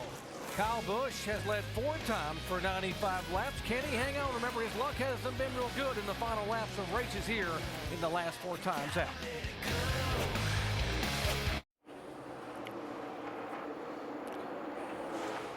Welcome back to the O'Reilly 300, but to IndyCar action coming your way 2:30 Eastern Time. The streets of St. Petersburg, the Honda Grand Prix. Live coverage 2:30 Eastern Time. Marty Reed, Scott Goodyear, and the entire company. How about Tony Kanaan on the pole? And of course, Helio Castroneves going for a sweet repeat, looking for his 3rd win in a row on the picturesque street course in downtown St. Petersburg, Florida. And speaking of open-wheeled drivers, and how about the reigning IRL champion, Dario Franchitti, having a great run here today. This is the same car that Franchitti used to finish 6th with at Las Vegas, and folks, right now he's being shown in the top 10. I got to think, Dale, this is great experience for Dario, just getting in these cars and making laps on these kind of racetracks. And I think that he probably adapts to this car maybe a little better than the Cup car because he can use a lot of throttle, and he's used to that with these Indy cars. Yeah, the cars that he's made a lot of laps here, but obviously in a very different type of car. And he's doing a terrific job here today, but it is good for him to be able to get these laps and this experience under his belt as we see Jason Leffler going around on the high side of David Rudiman, who reported just a few minutes ago as David Reagan comes by too that he had lost a cylinder. And you can see they're passing him down the straightaway. He's going through the corner okay, but it's very unfortunate for David. Rudeman, who was the fastest car in the only practice session these drivers got on Thursday. The track was closed to the NASCAR Nationwide Series drivers on Friday, so until today they had not been in the car since Thursday about mid-afternoon. It's got to be tough on the drivers to just sit around for a whole day waiting on the race. When you get back in there and get back in the groove, it seems like it's forever. I don't mean to question everything, but it's certainly, you wonder why, as we talk about cost and saving money, why they'd have the guys to come here on Thursday and sit around for a whole day and have to do absolutely nothing. That's only costing somebody money, but that's what the schedule was, and these guys dealt with it. As we see David Reagan here in the 6 car is doing a great job. He's moved up to 6th place. Andy, he just continues to get better and better at driving these cars, not only the Nationwide cars, but on the Cup side too. It's a matter of time before this guy starts winning some races. I watched him in that Cup practice just before this race started, and he was just one of the fastest cars. I saw him, passing Jeff Gordon and a lot of good race car drivers out there in practice. So I think he's really arrived this year. David Reagan sat on the pole for this race a year ago, led 2 laps, ended up getting a top 5 finish here. It was at that time his best career finish in the NASCAR Nationwide Series. 99 car, not much David Rudeman could do. You see him dropping back and being passed now by McMurray. So Rudeman, who was running 3rd, now back to 9th position, as there's the guy they're chasing, Kyle Busch. And I know drivers are focused on what's happening on the racetrack, but I can't help but think if after all the frustration that Kyle Busch has shown the last 4 weeks, because everything that could happen to him has happened in the final laps of a race. He spun out on his own at Nashville. He cut a tire at Las Vegas, shock mount at Atlanta, and of course involved in an accident at Bristol, Tennessee. He has not been able to get unscathed to the checkered flag since the 2nd race of the year. I bet he's pretty glad that 20 car is almost a lap down, because he's got a race car that's just as fast and actually a little faster. We see Tony Stewart's already pulled about 5 or 6 car lengths on this 18. Dave, more on Kyle Busch. He's been very quiet on the radio during this run, just words from his spotter telling him where other cars are around him. Crew Chief Jason Radcliffe continues to listen to him to wonder if he can do anything more for him. Probably won't need to bring him back down pit road, but Radcliffe has been traveling to the races while he has not been his crew chief to listen to Kyle, get to know him, help with the other teams. And Jason also told me not to fall behind. This 18 car is a part-time effort this year, and so he says I need to go to the track every week and make sure I've got my stuff up to snuff. And he certainly does this weekend. Another fast race car at the hands of Jason Radcliffe. Dave, he's right. I mean, this sport changes race to race, week to week, and if you're not out there, you miss out on some of that. So that's a really good move by this team doing that and having Jason at the racetrack. We told you Kyle Busch trying to hang on these final 18 laps. Let's show you some of the Nationwide Series struggles this young man has had. Going all the way back to Las Vegas, he had led 18 laps, but guess what? Right front tire going into turn 3 just comes apart. He logs a 31st place finish. How about Atlanta? He led 153 laps and a shock mount breaks. He smacks the wall, finishes 24th. Bristol, Tennessee, lap 12. He is caught up in an incident and has to finish way back in 42nd. And then 2 weeks ago, he is the car to beat at Nashville, Tennessee. Spins on lap 163, comes back to log a 16th place finish. So anything that has or could happen, certainly he has experienced here in nationwide competition after beginning the year with back-to-back runner-up finishes at Daytona and California.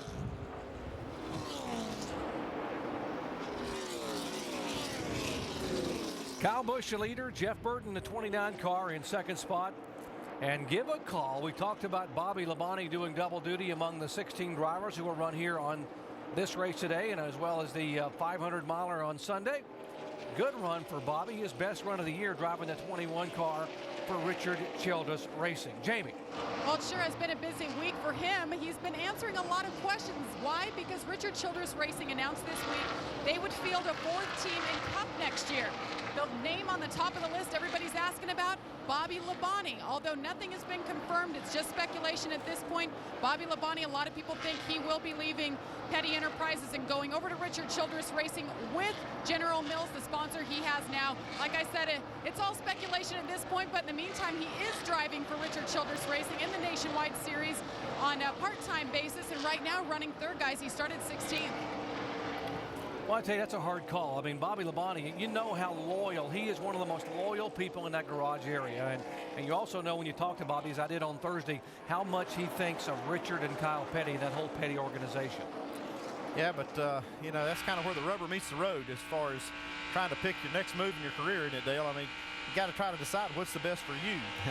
Yeah, and we can all speculate all that we want, but there's probably only about 2 or 3 people that actually know what's going on. That would be Bobby Labonte and his wife Donna, and probably Terry Labonte, his brother, because he would go to him for advice. But we'll just have to see how it plays out. It makes sense to us that that's what would happen, but as you said, Jerry, he is very loyal and he thinks the world of the Pettys. You had that tough decision to make with the Wood brothers. I mean, you were very, very close to Lynn and Eddie Wood and had to make a decision to make a team change and go to Joe Gibbs Racing. Yeah, you know, not only that at that time, after that from Joe Gibbs to Robert Yates. And not everyone understands at the time maybe all that goes into making those decisions. So those are some very stressful times for a driver in trying to say, okay, this is how long I think I'm going to drive and what I would want to do and what's going to be the best scenario for myself and my family. And we can all speculate and think we know what's best for Bobby Labonte, but he and his family are the only ones that really know that answer. Bobby had laryngitis early in the week, and I got here and talked to him, and I think a lot of people said, you know, it's just the stress of everything happening, the sponsor move from the 43 at the end of this year, and everyone coming to me. Bobby looked at me with a twinkle and said, couldn't pick a better time to have laryngitis. I can't answer any of those questions. Oh! Right in front of you, right in front of you, right in front of you. Caution number 4 on the day, and it's the 41 car again of Kyle Krisiloff. This is the same car that brought out the Take it to the garage. The last caution. But now here we go, boys. We've got 10 laps to go. Very interesting. Yeah, that's going to be interesting. Yeah, because you know that if Kyle Busch stays out there as the leader, then these guys, we have 13 cars right now on the lead lap, and you're going to have Carl Edwards getting his lap back. Those guys may decide to stay out there, and if they stayed out there as a group, or at least 8 or 9 of them, then you might not have enough laps left. So what do you do there, crew chief? Well, if I'm Kyle Busch's crew chief, I'm going to leave him out there. I think that's the move right here, and kind of put it in his hands. Got a fast race car and a talented race car driver. I just don't want to see him having to make up some ground and make something happen back in the pack. What about if you're Jeff Burton, Bobby Labonte, those RCR cars there back there, Boyer, what do you do? Yeah, I think you've got Clint Boyer there sitting in 5th right now. I think that he's got to stay out there. I mean, he's racing for a championship. I would have to say that you're going to see him stay, especially if Kyle Busch did. Honestly, I agree with you, Andy. I don't think that they're going to come down pit road here. His car is not falling off at all. Show you again what happened to the 41 car of Kyle Krisiloff, looking from Dale Earnhardt Jr.'s onboard camera. He might have got a little bit of help.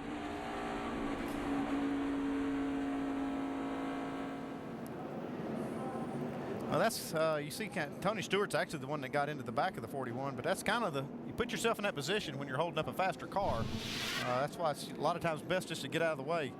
You see Kyle Busch just tried to fake, looks like he may have faked some of these guys down pit road. Stayed out as well. But Bobby Labonte will come on to pit road, as will the 4th place car. Brian Vickers and Boyer comes in. Here is the 38 car of Jason Leffler. Others coming in. It's going to be interesting because we got a lot of cars on the lead lap that pitted. Jamie. Well, Bobby Labonte, guys, he was told by his crew chief, Shane Wilson, we're not racing for points. We're not going for a championship. We are going for the W. He just wants a small air pressure adjustment and 4 tires. Bobby Labonte down and away. Shannon? Well, Jamie, Clint Boyer was debating whether he was going to come down. Obviously, he did. 2 tires for Clint Boyer. Well, now, this could change a little bit of the complexion. 2 guys stay out. The others, the other 11 in the lead lap come on to pit road. Well, you know, the one good thing for them is that it is a single file restart. We're within 10 laps to go, so they're not going to have to deal with lap traffic, and it's going to get them back out there with guys that they're racing. But I do. That's why I'm a driver, Andy, because I made the total wrong call there, and so or was a driver. But it's interesting to see how all of this takes place. It's going to be very interesting on this restart. I'll tell you that Kyle Busch has had the fastest car, but he's going to have to get up on that wheel right here. All right, Bobby Labonte was one of the guys that opted to come on and take tires, and so let's visit with our in-race reporter. Bobby Labonte, Dale Jarrett, you have a copy?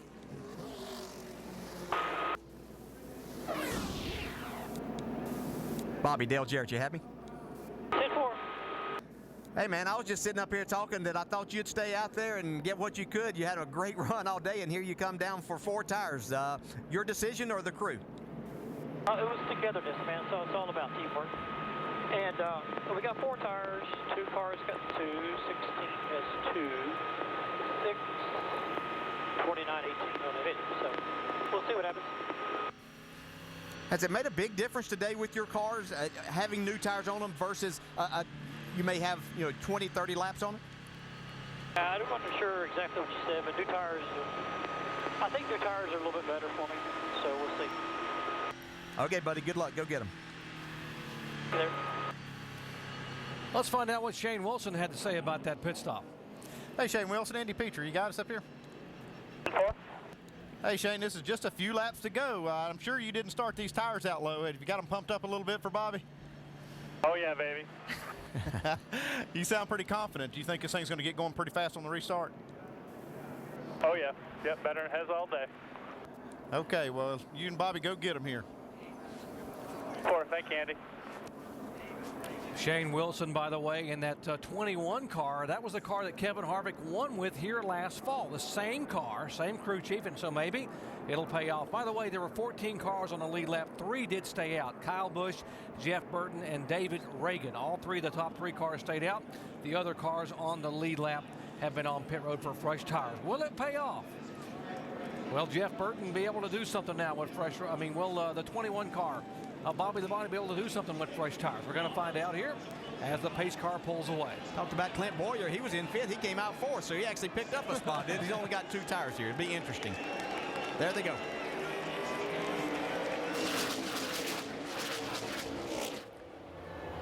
Not going to waste any time. Boyer looking to the inside on the bottom of the track for David Reagan to take the 3rd spot away.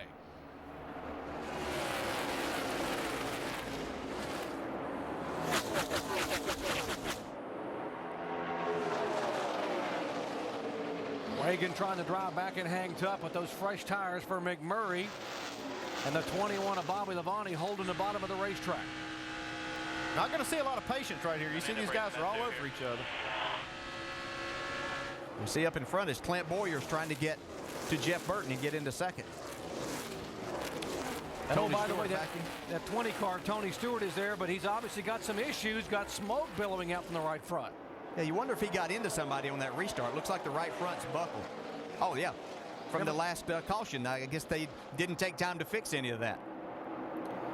So Stewart was running in 7th, now drops back to 9th by virtue of that smoking right front there, trying to hang on with Leffler on the outside.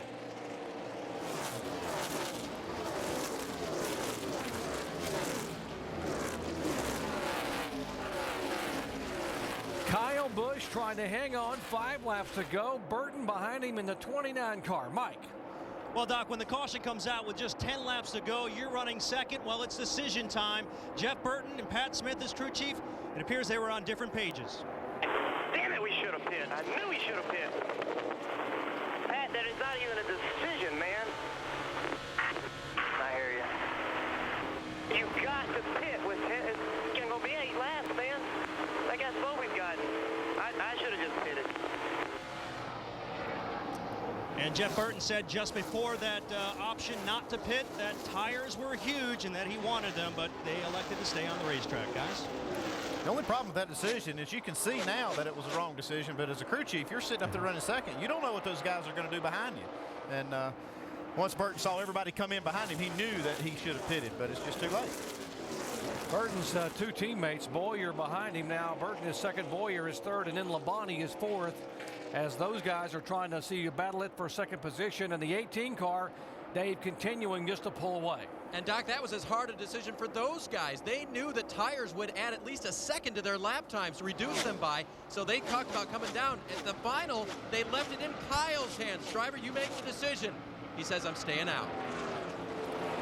3 wide here with 2 laps to go. David Reagan trying to hold on in front of Leffler and Earnhardt Jr. The junior had stayed in front of the leader before the last caution and got his lap back. He went in and got tires, trying to work his way back to get near the top 5 here. Yeah, these guys talking, they probably needed 4 tires and about 30 horsepower if they were going to deal with Kyle Busch. Now, I think they could have got the tires and fuel, but they weren't going to be able to get the horsepower here. White flag waving to Kyle Busch, who's had all kinds of issues here in the 2008 NASCAR Nationwide Series season. He spun while leaving at Nashville. He cut a tire. He broke a shock mount. He's been involved in an accident. He has not gone to victory lane in 2008. He is a half a lap away from changing that. Here he comes. You guys, thanks for sticking with me. DLP, Kyle Busch, victory lane in Texas. Woo! Kyle Busch gets his first win in 2008 in dominant fashion at Texas.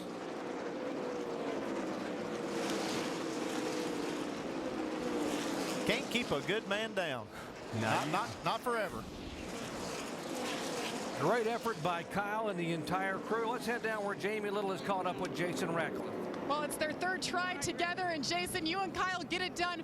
What was the difference today to finally end with the W? Just patience, you know. Typically we're starting up front, and I think the rain out actually helped us, you know, because it just slowed everything down, and we've had great cars. These guys, nobody deserves to win more than this team right here. Congratulations. Thank you. I'll let you get up and celebrate. Guys. 22-year-old Kyle Busch takes the victory, his first of 2008. It's his first win at Texas.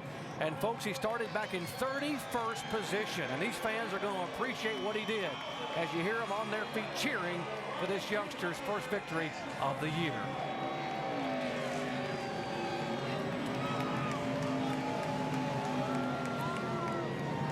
Kyle Busch takes the win over Jeff Burton, Clint Boyer, Bobby Labonte, and Jamie McMurray, the top 5. When we come back, we'll visit with Kyle in victory lane.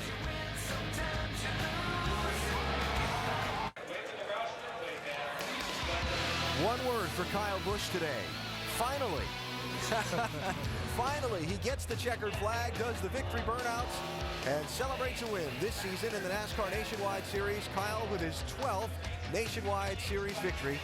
And he will take that checkered flag to victory lane, where he will collect a trophy, probably a little shower, and a few other things from his teammate, and an awful lot of back slaps. Remember, his sponsor both today and tomorrow are Dallas-based companies.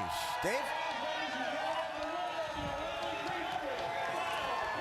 Yeah, Alan, and that means the parties may be just that much sweeter around the Dallas-Fort Worth area today. A lot of fives going out to his crew here. And Kyle, this makes an even dozen for the times that you visited victory lane in the Nationwide Series, but we got to believe this one means just a little bit more. You know why this one means so much is I finished second here twice, I believe, before my first year here, and then you know, again, I don't remember when, but I never won here. Obviously, I proved that because I don't know where victory lane is. I got lost on my way here, so this feels so good. This place is just so hard to win at. And for me, it's just, you know, extra special to bring DLP their first NASCAR victory, and, you know, to bring Toyota here to victory lane at Texas. And all these guys, I mean, they work so hard on these things, and I've torn a couple of them up. And, you know, it's just, I also want to thank my fans for sticking with me. You know, it's been a tough time in this Nationwide Series, but finally we're able to get somewhere here today. We won one, and now if we can just keep it going like this, that'd be great. Caution almost killed you again. How tough was that to stay out in that last one? It was tough because I just wasn't sure why, you know, why we wanted to come in and pit. But I knew 4 tires were going to be fast, but I didn't know if I could get back through traffic. You know, this place is pretty aero sensitive. Always has been from the beginning, still is. But, you know, for us, it was a late move there. Burton's beat me a few times on it. Luckily, he didn't fake me too bad today, and I was able to get back out, and we were able to prevail and win this thing. So extra special for these guys at Joe Gibbs Racing, everybody back at the shop. All the guys in the machine shop, they never get thanked, you know. They wanted me to thank them, and Fab Shop, Chassis Shop, Engine Shop, Engine was great today, so really, really cool to be here. Can they make these pins in the Fab Shop? They can make them look like whatever you want, man. Smile with Kyle in victory lane here in Texas, guys. Kyle Busch led 126 of 200 laps today.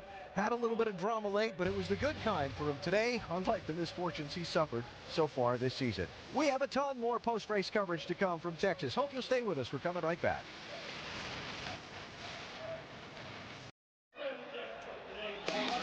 Back at Texas Motor Speedway, the NASCAR Nationwide Series race here, presented by Star Motorcycles, is history and a Texas company and a Las Vegas driver celebrating in victory lane. Kyle Busch down there getting the accolades, his first win in this series in 2008. Well, it came down to critical decision time for the last pit stop, 10 laps to go, and here's the 18 of Kyle Busch. He fakes it coming on, and so does Jeff Burton, who also faked a pit stop, and there was some concern over whether they had made the right call. Burton finishes second, and our James Little is standing by with it. Some last-minute decisions there right at the end. Jeff, what happened with that call coming down pit road or not to pit? Well, I told Pat that was a terrible call to stay out, and it was the right thing to do. I'd have never believed the cars would have driven as good as they did on old tires, and keeping the track position was the right thing to do. We didn't have anything for, the fastest car won today. I mean, he was just remarkably fast. Even when the 20 and the 33 were out front, he came flying by me, had started toward the back, and he was just rolling. So they, the best car won today, and congratulations to them. They did a great job. Proud of my guys. Holiday Inn Group did a good job. We're just a little step behind, but we're going to keep working, and we'll get there. Jeff, if you guys had pitted, would you have been the best car today? Nope. I don't think we were really much better than the 21 or the 2, and they both pitted, and it didn't work out for them. So we did, Pat made 100% the right call. I didn't think it was the right thing to do. I thought we definitely should have pitted, but as it turned out, he made the right call. Jeff Burton finishes second.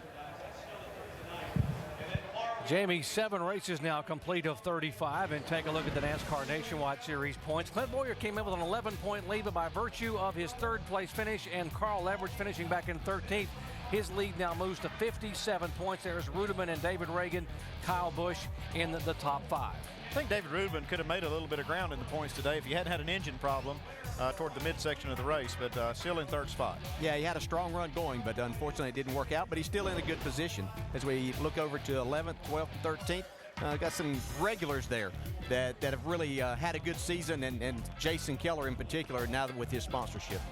Dario Franchitti, who moves up 3 positions to 17th in the points by virtue of his 11th place finish today. Good run for Franchitti as Kyle Busch had him covered. He celebrates in victory lane. We'll come back with more post-race from Texas here in just a moment.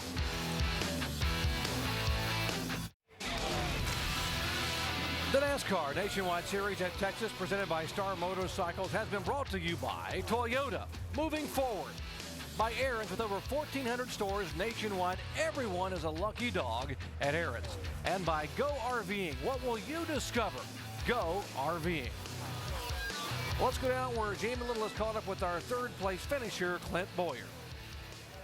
Well, it's third consecutive top 3 for Clint Boyer. He comes home third today. Clint, take us through your run there at the end after pit stops. Yeah, it was a good call to come in and take 2 tires. Dan called that, and Camping World Chevrolet we were good. We were just a little too free, and then got way too tight that one run, and got it back and just kind of held on to too free there. But the 2-tire deal, I thought it was going to work. We got up on the outside of them but the grip just goes away so fast. But I'm proud of the way these guys are coming to the racetrack week in and week out. We keep plugging away on these top 5s, and we'll get our wins, and just got to keep plugging away. You find yourself in a new position, leading the points for the 2nd consecutive race. What does it mean to you and your team to maintain that top position? I think it means a lot. I mean, it gives these guys something to look forward to while they're working on these cars week in and week out, and momentum's never hurt anybody. So looking forward to the rest of the season. We'll get down to Mexico City and see what we got down there. And where are you going tonight? Supercross, baby. Got to watch the KU game, though. All right, a little bit of everything. Go enjoy the cup race. That's Clint Boyer, comes home third today. Points leader Clint Boyer, although he hasn't won here, he's been very good here. Look at the 2 top 5s, 4 top 10s, finishing third today. So obviously his Texas resume pretty impressive. Yeah, and he better get back and watch that KU game, because it'll probably be the last time he'll get to see him if you talk to us Carolina fans. I'm sure Brad Daugherty will agree with me. But he's had a great season on the racetrack, no doubt. Clint Boyer, one of 4 drivers trying to run full-time in both the Cup and the Nationwide Series. He wants to become the Nationwide Series champ. How about the leading Rookie of the Year contender? Good run today for Dario Franchitti, standing by with Mike. And Doc, those solid efforts keep piling up. An 11th place finish for Dario Franchitti. How would you assess the day? Yeah, it wasn't a bad day. The Fast on Dodge was pretty good off the truck, but track conditions were changing all the time. You know, and the first long run, the car was really good. Sat behind Tony Stewart for a while. He lapped us, and I sat there and learned a tremendous amount behind him. So, Tony, thank you. But no, it was good. Right at the end there, we're a little tight for that sort of showdown to the flag, and we just didn't have quite the pace there. But really a great job by everybody at the Fastenal team, all the guys building the cars, engine shop. So it was good after the disappointment of not qualifying yesterday. And obviously, as a rookie, learning is a very high priority now. You were here a year ago at Texas, so that was your first time. How much of a difference does it make coming back here a second time? It makes a huge difference coming back. We're able to run today. There's a lot of times in the race we're running the same times as a leader. We're here in, I guess it was October last year. I crashed after 3 laps, so definitely an improvement today. Yeah, I'd say you went the distance. Congratulations. Good run. Thank you. Doc? Dario Franchitti coming over from IndyCar Racing, now leading a Rookie of the Year contender. And we had a nice, safe race today here at Texas Motor Speedway, but it's been a very difficult week for many of us in the sport. You see Joe Gibbs there. You know how strong his faith is. And one of the reasons that the sport is so close is because of this man right here, Max Helton, who 20 years ago began a Christian ministry in the NASCAR garage, which grew into motor racing outrage. Now, this past weekend on Sunday, Max passed away, survived by his wife, Jean, with 4 daughters and 9 grandchildren. Max, our thoughts and prayers go out to your family.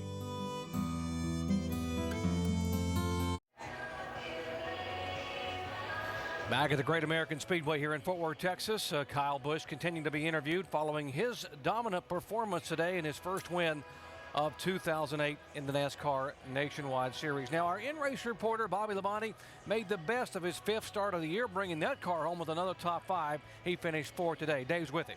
Yeah, he's with your on-site reporter right now, Dave Burns. And you talked to us all day long. Your voice is a little scratchy. Did that affect at all communicating with us or with your crew today? No, I don't think it did. I don't guess so. And you know, it's been hoarse since about Monday or Tuesday, and I've never really had that before. But anyway, it's getting better actually. So it was worse about Wednesday or Thursday. And but you know, we had a great finish in our Proud of Sick OTC Walmart Chevrolet, and you know, really proud of all the guys. Shane and them did a great job. And you know, we had a little. He tuned up our hot rod pretty good, but you know, just so hard to get going there at the end. And even though we had 4 tires, you're about wide open. So you know, really didn't have nothing without any clean air. But we lost the position, but we probably gained a couple by doing what we did. And so that was a good run for us. You know, at least I didn't tear nothing up this time because I've had my trouble with it. And it is your best finish here at Texas. Now, a lot of the talk is about your future and running for Richard Childress in the Nationwide Series. Brings up the speculation for the Cup Series. Do you want to comment on that in any way at this time? Do you know where you're going next year or where you're staying? Does that bring up controversy? I didn't know that. So. Not controversy, just discussion. Lively racing discussion. Yeah. I told you I'd do better under pressure if you asked me than thinking about it.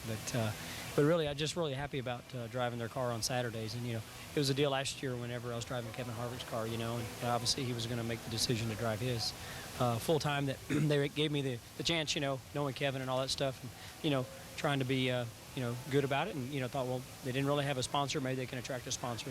Got one this weekend. So, you know, looking forward to more sponsors for Saturday races and, you know, just trying to, you know, try to get our Cheerios, Betty Crocker Dodge running really good on Sundays. And, you know, it's good, you know, when you're not running quite so good on a Sunday. Obviously, sometimes a Saturday can help you a day like today. Sometimes it can hurt you. Days like today are better. So, you know, hopefully that'll help us for tomorrow. And, you know, I'll go to bed Sunday night. I should feel pretty good.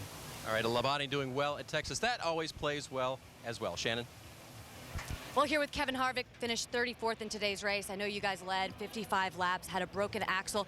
Was there any indication that was going to happen when you guys came down pit road?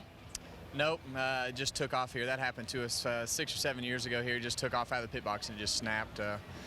Roadlone Chevrolet was really good. You know, very rarely are we able to run as fast as laps as we need to, but you know, there at the beginning of the race we were able to make good lap times, and there at the end of the race the car was still running really good. But all in all, it just wasn't meant to be today, and we'll just keep at it. Obviously disappointing right now, but the car is running so good. You just checked the owner points. Right now you're 4th, still in the top 5. How much motivation is that for this team just to know that you guys are capable to be up there and capable to get to victory lane? Well, the cars are fast, and it's just that, you know, that first hump you got to get over, and once we get over that hump, you know, they seem to come a little bit easier after that. But the cars are running good, and that's what we need to keep happening. But you got to put it all together, and if you don't, somebody else will. All right, and if anyone can get it done, it's certainly Kevin Harvick. He can put it all together. One has to wonder what would have happened if Kevin Harvick's car had stayed in the racetrack. Kyle Busch celebrating, but would he have had something for Kyle Busch, who ended up dominating the day? As victory lane celebrations are ongoing. Back in a moment. The stars of the IndyCar Series take to the streets of St. Petersburg for race number 2 of the 08 season. And last year, no shortage of road rage in each of the 5 road and street circuits. Trouble seemed to lurk behind just about every turn. Yet somehow, Scott Dixon managed to avoid all the drama to win 3 times on the road courses. Can Dixon remain king of the road? Find out tomorrow. The Honda IndyCar Grand Prix of St. Petersburg coverage begins 2:30 p.m. on ESPN. Tony Kanaan on the pole at St. Petersburg, trying to get his first win of the year. But the question is, how about that fancy footwork from Elio Castroneves that won him Dancing with the Stars? Can he do it dancing with the cars and win 3 in a row on the streets of St. Pete? 2:30 live coverage on Sunday. Now, what about our reigning series champion Carl Edwards and his efforts today? He's standing by with Dave Burns. Carl Edwards came into today fighting at the top of the points. Comes home with a 13th place finish. I know you're not pleased about that. What was happening with the car? I noticed I have smart water. Tried to pour it on me. And water's smart. Yeah, you guys got a dirty camera there. The car just was too loose all day. But I thought we were going to be pretty good. At the first green flag stop, we got up to 5th or 6th or something like that. And then I don't know what happened. I guess Jamie missed pit road, and then he ended up, staying out and putting a bunch of us a lap down. It's good for him. It's bad for us. And we just weren't fast enough to make it back up there. But the guys worked hard all day. They did a good job on pit road, and I think we're going to be pretty good tomorrow. We talked earlier this year about how these races, you tend to need a race length to try to get your car exactly where you want it. Did it look like it was going to be one of those days, and then it just kind of went wild? Yeah, I was just really, really loose all day, and I was, doing everything I could. But we've been working hard back at the shop to try to get this program, get this nationwide program, up to par with our Cup program, and that's been a lot of effort, and I think we're making progress. Today was better than I thought it was going to be, and hopefully Phoenix will be good, and here in a couple months we'll be right back to winning races. All right, working hard on improvement. That's Carl Edwards. Well, Jamie McMurray brings it home 5th today. Jamie, I want to talk about one key point that it seemed like was for you when your spotter kept you out when the caution came out. Talk about that difference and what it made in this race. Well, I'd love to give Dave credit, but I just missed pit road. I was trying to get all I could get, and when I got on the brakes, it locked up the rear brakes, and I couldn't make pit road. And then, fortunately, the caution came out. So, we didn't really gain any track position. We ended up right back where we were. But it was nice to have a caution and kind of get all caught up because the 18 car was coming really fast. There's a lot of pressure for you. Obviously, a lot of talk on the Cup side of things. How does running in the Nationwide Series maybe help you? Well, I mean, the cars are so different now. I don't know that you don't ever really translate anything with tires or anything over to the Cup car because they drive so much different. So, I don't know. I mean, it's fun just to get to race, and I enjoy coming to Texas, and it's fun to drive the City Financial Ford Fusion on Saturdays, and I think our Crown Royal Ford Fusion is really fast for tomorrow. So we had a good run at Martinsville last week, and that certainly was good for our team, and we have just as good of a car here. We start a little farther back, but should be a good weekend for us. Well, it's Autism Awareness Month. It's good to see you running 2 races, getting the word out for autism. Guys? Well, top 10 finish for Jason Leffler, working with a new crew chief today, Paul Wolf, for the first time. How was that out there? That was great. Paul did a great job. The guys did their normal great job. Great clips. Toyota we were really tight, and at each stop we got it better and better. And then the second to last stop, we really hit on it and got some track position and got the car turning, and we were good. I kind of messed up there with the racing with the 6, and I didn't complete the pass, and then the 5 came by me, so it really cost me 2 spots. But I'm kind of mad at myself for that. But guys did a great job. Looking forward to going to Phoenix. Ty, how did the adjustments go out there? We heard a lot of drivers were making adjustments. They would go too far. Were the adjustments really sensitive on those cars today? Yeah, well, the track's really sensitive. It seems like the hotter it gets, the slicker it gets, and but it does it real quick. So, our adjustments, we creeped up on it, and then we finally got in a box where it really helped. So it's good. And, the guys did a great job. Love driving for them. It's a lot of fun. All right, well, good. Congratulations, Jason Leffler, top 10 here at Texas. And David Reagan came into this race with a few question marks, struggling in turns 1 and 2 with the bump in practice. How was the car in the race? It was all over the place, man. At times it was really tight. At times it was a handful of loose as I could drive it. But a decent day for us. I felt like we just made a wrong call on that last pit stop. We should have came and got 2 at least, and we're kind of a sit and duck the last 4 or 5 laps. But good effort. We unloaded and we were really junked. So we made a lot of progress this weekend. Our discount tire picture did a great job, but not what we wanted. But we'll take it and move on. And a top 10 certainly something to be proud of. But you told me earlier in the weekend this was an experimental race car. How would you give it a grade? About a B. We just need some more track time. It's a shame that we can't go to a mile and a half and test with the rules and the tire situation. So we just try to do the best we can with what we have to work with. And we're always trying to build better race cars, better engines, and, communicate better. Certainly the Childress cars and a couple of the Gibbs cars are always the ones to beat. And we're just trying to do what we can. But Jack Roush and everyone at Roush Fenway Racing does a great job at giving us some good stuff to work with. We've just got to keep getting better. Well, a new body style, a new chassis package results in a top 10 finish for David Reagan. But the man they were chasing today was Kyle Busch, and boy, was he due. We talk about it has been a month of misery for Kyle Busch after beginning the year with back-to-back runner-up finishes. All the troubles at Las Vegas. He had led 18 laps, and suddenly the right front tire has an issue. He would finish 31st. Domination at Atlanta Motor Speedway. He led 153 laps. The shock mount breaks. The shock comes off. He finishes 24th. Involved in an early accident. Never even got started in Bristol. He finishes back in 42nd position. And, of course, the last time out at Nashville Super Speedway, leading, dominating, and he has a spin. Of course, there was the issue at the truck race at Martinsville, Virginia, where in the final laps he thought he had a shot to win. It was not to be. And then tempers flared after that. Today, though, it all goes away because Kyle Busch dominates today and gets his first win in 2008 in the NASCAR Nationwide Series.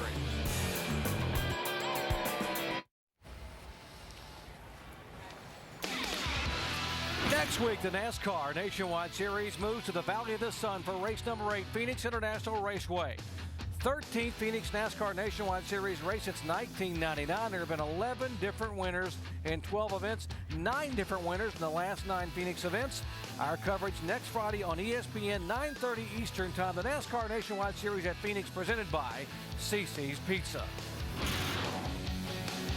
On a sunny Saturday, the NASCAR Nationwide Series, was deep in the heart of Texas, and the fans, maybe they knew something we didn't know. They were waving the yellow flag early. Well, they waved the green flag early on, and it was a star-studded field. All the heavy hitters back. Former Cup and Nationwide champion, that's a lot of speed. You know how fast it is in Texas. Not quite that fast, but they waved the green flag, and Kevin Harvick looked like he was in a fighter plane until lap 59 in his pit stop. They dropped the jack on a pit stop and snapped the left rear axle, and that would pretty much end the day for Kevin Harvick. Headed to the garage area for 21 laps to repair that left rear axle, and Harvick will no longer be a factor, although he would come back out and log a top 35 finish. Lap 70, another one of the contenders has an issue. Yeah, Tony Stewart looked like he was going to take over and run away from the field at this point in time, but had a right rear tire that had an issue with, from a lug nut on the pit stop. Lap 81, Harvick rejoins the fray. Lap 96, here's the 18 car of Kyle Busch, who had come all the way from 31st position, and now he begins to assert his strength. 41 car, Kyle Krisiloff, the first of 2 caution flags as he spins and just barely touches the wall to bring out the yellow. After pit stops, guys, the leaders mired back in traffic. Yeah, he showed a lot of patience right here following Tony Stewart up through there, but Kyle Busch did a terrific job. It would have been easy to get out of control there.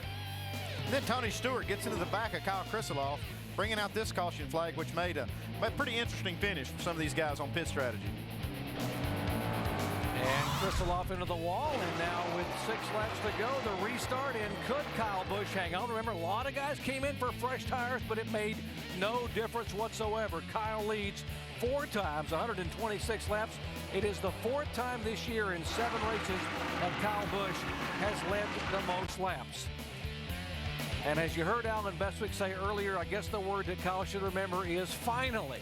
Finally, after a month of misery after all the issues that Kyle Busch had to deal with the cut tire and the shock mount and the wrecks and, of course, the spin at Nashville. He finally gets to go to victory lane for the first time. Well, you just can't keep somebody that fast out of victory lane very long. I mean, he has been the fastest car in virtually every race we've had at some point, and I kind of predicted this, that it was going to all get healed up for Kyle. He was going to come here and win this race, and he didn't let me down. DJ, I got to wonder if Kevin Harvick had been able to stay in the race, and maybe even Tony Stewart, do you think the outcome would have been any different because Kyle was really good? Yeah, Kyle was really good, and it's hard to imagine that they were going to beat him. But Kevin Harvick had a very fast car. He showed that right from the beginning, was doing a terrific job, and he obviously knows how to win here as he's done it 4 times. Tony Stewart's car was extremely fast. He was able to stay in front of Kyle Busch. But just how much was Kyle pushing it? I got to believe that this was his day, and he's probably as glad that he had this day so that we'll quit talking about those other things. Now we'll talk about can he win 2 in a row next week. How about Clint Boyer? You know, he hung on for a 3rd place finish and now continues for only the 2nd time in his career as the points leader in this series. And we're going to Phoenix where he won last year, so you know he's going with a ton of confidence, got the point lead, and RCR really is strong this year. I'm really impressed with what they've done.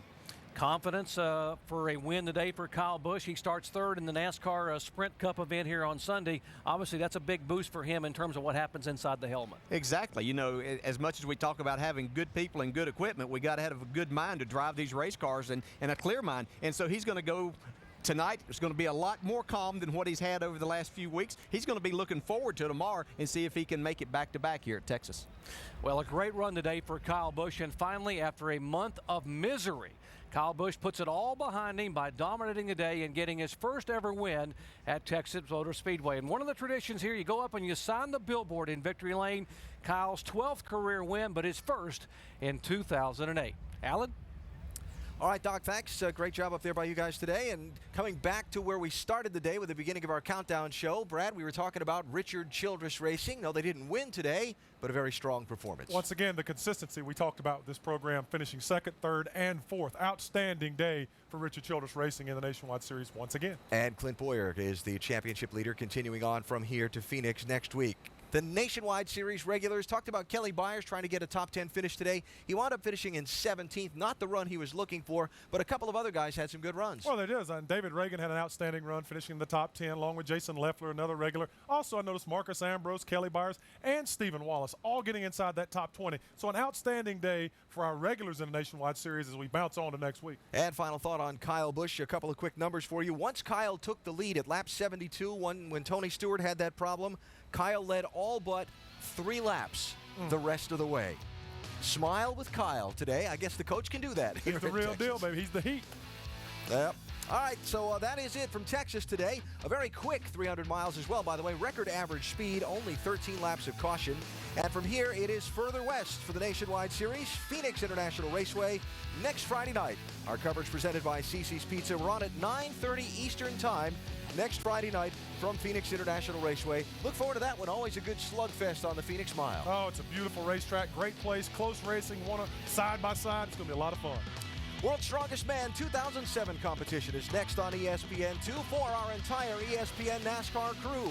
We thank you for joining us today. This has been a presentation of ESPN, the worldwide leader in sports.